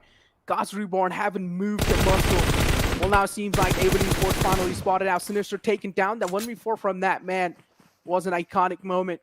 And Venom Legends are looking pretty good as well. 8 teams alive, 30 players in total. And Venom Legends are looking pretty dominant in such a late game circle. Deadeyes still have all 4 of their players alive. That means, damn it, that means danger is still lurking on their heads. That is so true. When you talk about 4 lads alive, we've got God's Reborn in that same exact chart. We've got Venom Legends in the same exact chart. We are down to the 5th and correction, 10 seconds remaining. 6th zone is where we're going to be stepping into. God's Reborn are again pushing on along towards the southern part of southern position of Venom Legends as of now, and they are once again not taking or wanting to take a fight, whereas Venom Legends, they are just slowly and steadily getting themselves into the zone. Once they do so, perhaps that is where we can see Venom Legends step into the fight, and that is exactly what is taking place. Venom Legends did make that rotation closer and closer towards DE, and DE have taken a bit of a knock based off of that as well. But now it is Venom going up against DE, and it is not looking too good for the side of Venom Legends because Deadeyes have their crosshairs perfectly placed, and on the other tangent it is Seal Esports bringing down a bit of an aggression towards high voltage. Bit of an aggression on their side. Venom Legends, well, still on the lower hill. They did get the rest back in on their teammate, but Deadeyes is kind of making their path a little tough. They're making a stronger TRZ right on their left side. ESP spotted out, taken down instantly. God's Reborn punishing the map. And it seems like God's Reborn, somewhere down line, they are doing pretty good. They are doing pretty good, but they will have to go head-to-head against the squad of Venom Legends or either Deadeyes. And this is where we don't really know which squad might just come out on top. INES is still alive in the game, which is Stalwart Esports. They're still behind that little rock. All 4 players are looking good. So we don't really know, but Seal is right behind them. This is where the pressure or the real hell might just break loose. Take a look at Koa. This man is just an absolute eagle eye. Little glimpse is enough. Took down 2 players instantly. Absolutely, but he better be careful of his 3 and 6 o'clock because after all, he's not all by himself when it comes down to the final moments of this circle and of this game. 6 seconds remaining. We're going to be pushed on down towards the 7th zone, but God's Reborn Koa is not wanting to let go of the knocks that he just confirmed. He's wanting to convert those into points, into kills, and that's exactly what he's working towards. Got that nade perfectly set. He's just barraging towards this side, towards this compound of I8, and eventually will probably be able to convert that into a kill for himself. But here we go. Third parties are always welcomed in this game, and sadly it is Futurestation stepping in. They did take away a few of those kills, but eventually it is God Reborn's cow and his nade that brought down the entirety of I8. Exactly. Well, I8, unfortunate moments, unfortunate stuff for that team. I don't really know what exactly happened with this team. That they were kind of camping inside that little shack. Later on, just got absolutely decimated with those nades. 4 teams, 9 players alive. Deadeyes still have all their 4 players alive. We have Futurestation 1952 still in the game as well. Seal kind of got caught off in the open. Ankle trying his best to heal and move inside the circle as well at the same time. So things are looking pretty tough all over the side. Maybe Seal is pretty much a gone game. It could very well be, but Ankle is trying to maybe work towards just getting those placement points, as all the other teams that do have all 3 to 4 members alive are going to be that much more busy, and that is something that CD Sports player Ankle as well as Magnet from Futurestation could very well try and get in their favor. But in doing so, this has resulted in interesting turn of events where final player for FS seems to have gone down. No, C-Wine is still here. So we do have Futurestation that is still part of the game. And it is looking pretty comfortable because it was the final player that was CD Sports' player that seems to have, well, he's still alive as well. We've just moved from 4 teams to 3 teams. And I'm trying to figure out what was that one player that has just been sent back into the lobby. What was that one player? Well, it was probably the player seal there. He was trying to heal. Oh, no, he's still alive. Ankle still alive in the game. Barely made it inside the circle as well. Deadeyes kind of threw their backpacks away. They know it's probably a snake battle, at least up till now. Well, Seal still alive in the game as well. I feel like Ankle should wait it out and wait for the teams that have the most man advantage, fight it out. And yes, the first kill that they're looking for has finally been found, but Deadeyes as well kind of crippled down. Well, now it's just down to Magnet, the one last man surviving from Futurestation 1952. How is he going to be able to convert it into his favor? How is he going to be able to flip the tables? Only time will tell. Hungrybox trying his best to get his teammate on the safer side. C-Wine getting as much as info as possible with those footsteps. He's probably giving the calls away to Magnet as well. Magnet kind of posted up for success. He doesn't want to give any footsteps away. He just knows there are enemies dancing right in front of him. Absolutely, and doing so has resulted in a lot of information being given away towards the side of Magnet, but eventually now we bring ourselves down to Futurestation's player and CD Sports Ankle. He seems to be wanting to get into the fight. He certainly is all up and seems to be wanting to get a little bit of damage dished out towards the other side, but eventually that does not look like the position, the kind of gameplay that he wants to bring to the table. Not exactly sure what exactly is he doing. He's certainly given away a lot of his positioning. And Deadeyes Guys right here on top and on pot. Well, I don't know why did he change his name, but it is on pot sir now rather than on top. And he's the one who was almost about to get that final player. But eventually, again, there was no two ways about it. It was going to be a DE game. Wow, with the amount of kills. 14 kills coming in from this team. Beautiful turn of events. DE looking comfortable. But CD Sports were not that far behind as well. When you talk about those kills, this team was also looking pretty comfortable with 13 kills. 13 kills in their name. Seal. That was a banger of a game for their side. But again, Deadeyes did quite an incredible job. Hungrybox Sir racking up 8 kills all by himself. That's going to be pushing their team up quite a lot on those leaderboards as well. Futurestation 1952, I mean, one of the consistent teams, of course, from the side of Bangladesh coming in with 7 kills on their name as well. Not really far behind. I mean, things are not really looking good for, especially things are not really looking good for teams like Stalwart Esports in the previous game. Did get kind of caught off guard, out in the open. We personally did not expect them to go down that easily. They were not really aware of the window, and this is where, enemies just took their advantage and found the right moment. Absolutely, and Kao's nade was just so on point. Never mind the nade, because even before the nade, he did have his crosshairs set so perfectly, was on point against I8, and not only one, but 2 players were knocked based on just that one perfectly placed crosshair from Kao. So again, God's Reborn, we do know that team also is really capable when it comes down to the aggression.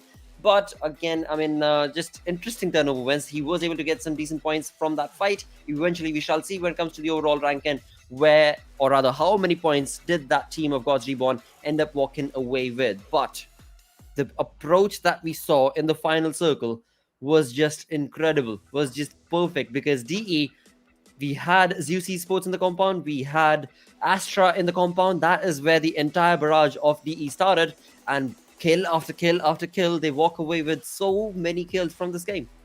Exactly, walked away with quite a lot of kills in that game. Without any doubt, walked away with so many kills in the previous game. There was one more team who was trying their best, come out on top, but unfortunately failed pretty bad. Seal, I would say, Seal. They tried their best, but in the end, if they had one more player maybe alive in those late games as well, then I really feel like there was a massive chance they could have stolen that game away from Deadeyes, without any doubt, because the player from 1952 made things way much more tougher for Deadeyes, because he did get one knockdown in the end onto him. Absolutely. Again, when you talk about that top-notch performance coming in from these lads, it was certainly pretty neat to see. Sadly, we were not able to see that first early aggression that was showcased from CD Esports. That was against Portal Esports. That did come up in the kill feed. But, I mean, again, it was just in the initial few minutes of the game. So CD Esports did start racking up those kills right off the bat as soon as they jumped into the game. But here, you talk about Deadeyes Guys, Hungry Box. 8 kills to this lad. Beautiful play. And the final player standing for CD Sports was Anke, and he was the man who walked away with 5 kills. Exactly. Walks away with 5 kills for himself. I mean, of course, Deadeyes getting that chicken dinner, 14 points combined. That's 29 in total. That's a lot of points right there. Seal not far behind. It seems like they are on the ways of comeback over here. If they keep on playing the way they played this game, I'm pretty sure, I mean, the top positions are not really far away. Then we have Futurestation coming in as well with 17 kills. Then we have God's Reborn, High Voltage, Team TUF. I mean, I have to say it over and over again. TUF is doing an incredible job in this scrims. Like, without any doubt, coming in from the side of Pakistan region, TUF has a lot to prove, and I really feel like they have some raw talent in them. Most certainly. I mean, there we can clearly see on the first page, they were with 5 kills. Only 1 placement point, but 5 kills. Now, that is an aggressive stance that TUF has taken. No two ways about it. And on the other tangent, when you talk about Zeus Esports, they held that compound for 10 minutes against Astra. No team wanted to get into a fight. And as soon as DE stepped in, or rather, as soon as both the teams, Astra as well as Zeus, tried to get into a fight, it was DE that stood up on top. Just crazy play. Well, I mean, wipe spot taken away instantly. You know, it's just like all these teams are just wanting to, you know, at least put a break on the enemy team's performance and then instantly just steal their spots away. TUF have moved up quite a lot. Skylightz Gaming, though, have moved down pretty bad, including PM Crew. So now it seems like TUF is slowly and steadily making their way to success. That is true. They are on the 9th spot right now. And as you so perfectly said, they are slowly and steadily making their perfect way towards the first page of the leaderboard. On the other tangent, talk about the final page of the leaderboard. And 24th position is now held by XP Blood Legion with 14 points. Gods Reborn have moved up to 22nd position for now. Why? Boy, this is beautiful. Beautiful turn of events indeed. Because again, I mean, we saw T2K on that not perfect, sorry, my apologies, but on the final page of that leaderboard, but had a perfect start to the scrims, where we talk about the first week itself. They were looking in control of those kills again and again and again. 7 kills, 11 kills, game after game. But that's just the story of the game, right? You have to be consistent, and if you're not, well, you're going to be pushed on down really quickly. And that's what has happened with the teams like Stalwart, like T2K, just sad state of affair. Exactly. I mean, things weren't really looking good for those teams. And maybe in the future games, we still have 3 more games coming up tomorrow as well. So maybe in those games, they will perform good. They still have a lot of chances. Absolutely, mate. With that, we do reach the end of our stream for today. Thank you so very much, everybody who was able to tune in. Like we just said, like Necro just said, we'll be back again tomorrow with 3 more games between all these groups and find out where exactly is the story in Season 2 of the South Asia Pro Scrims leading us down towards. With that, thank you so very much for tuning in. We'll be back again tomorrow. Until then, sayonara.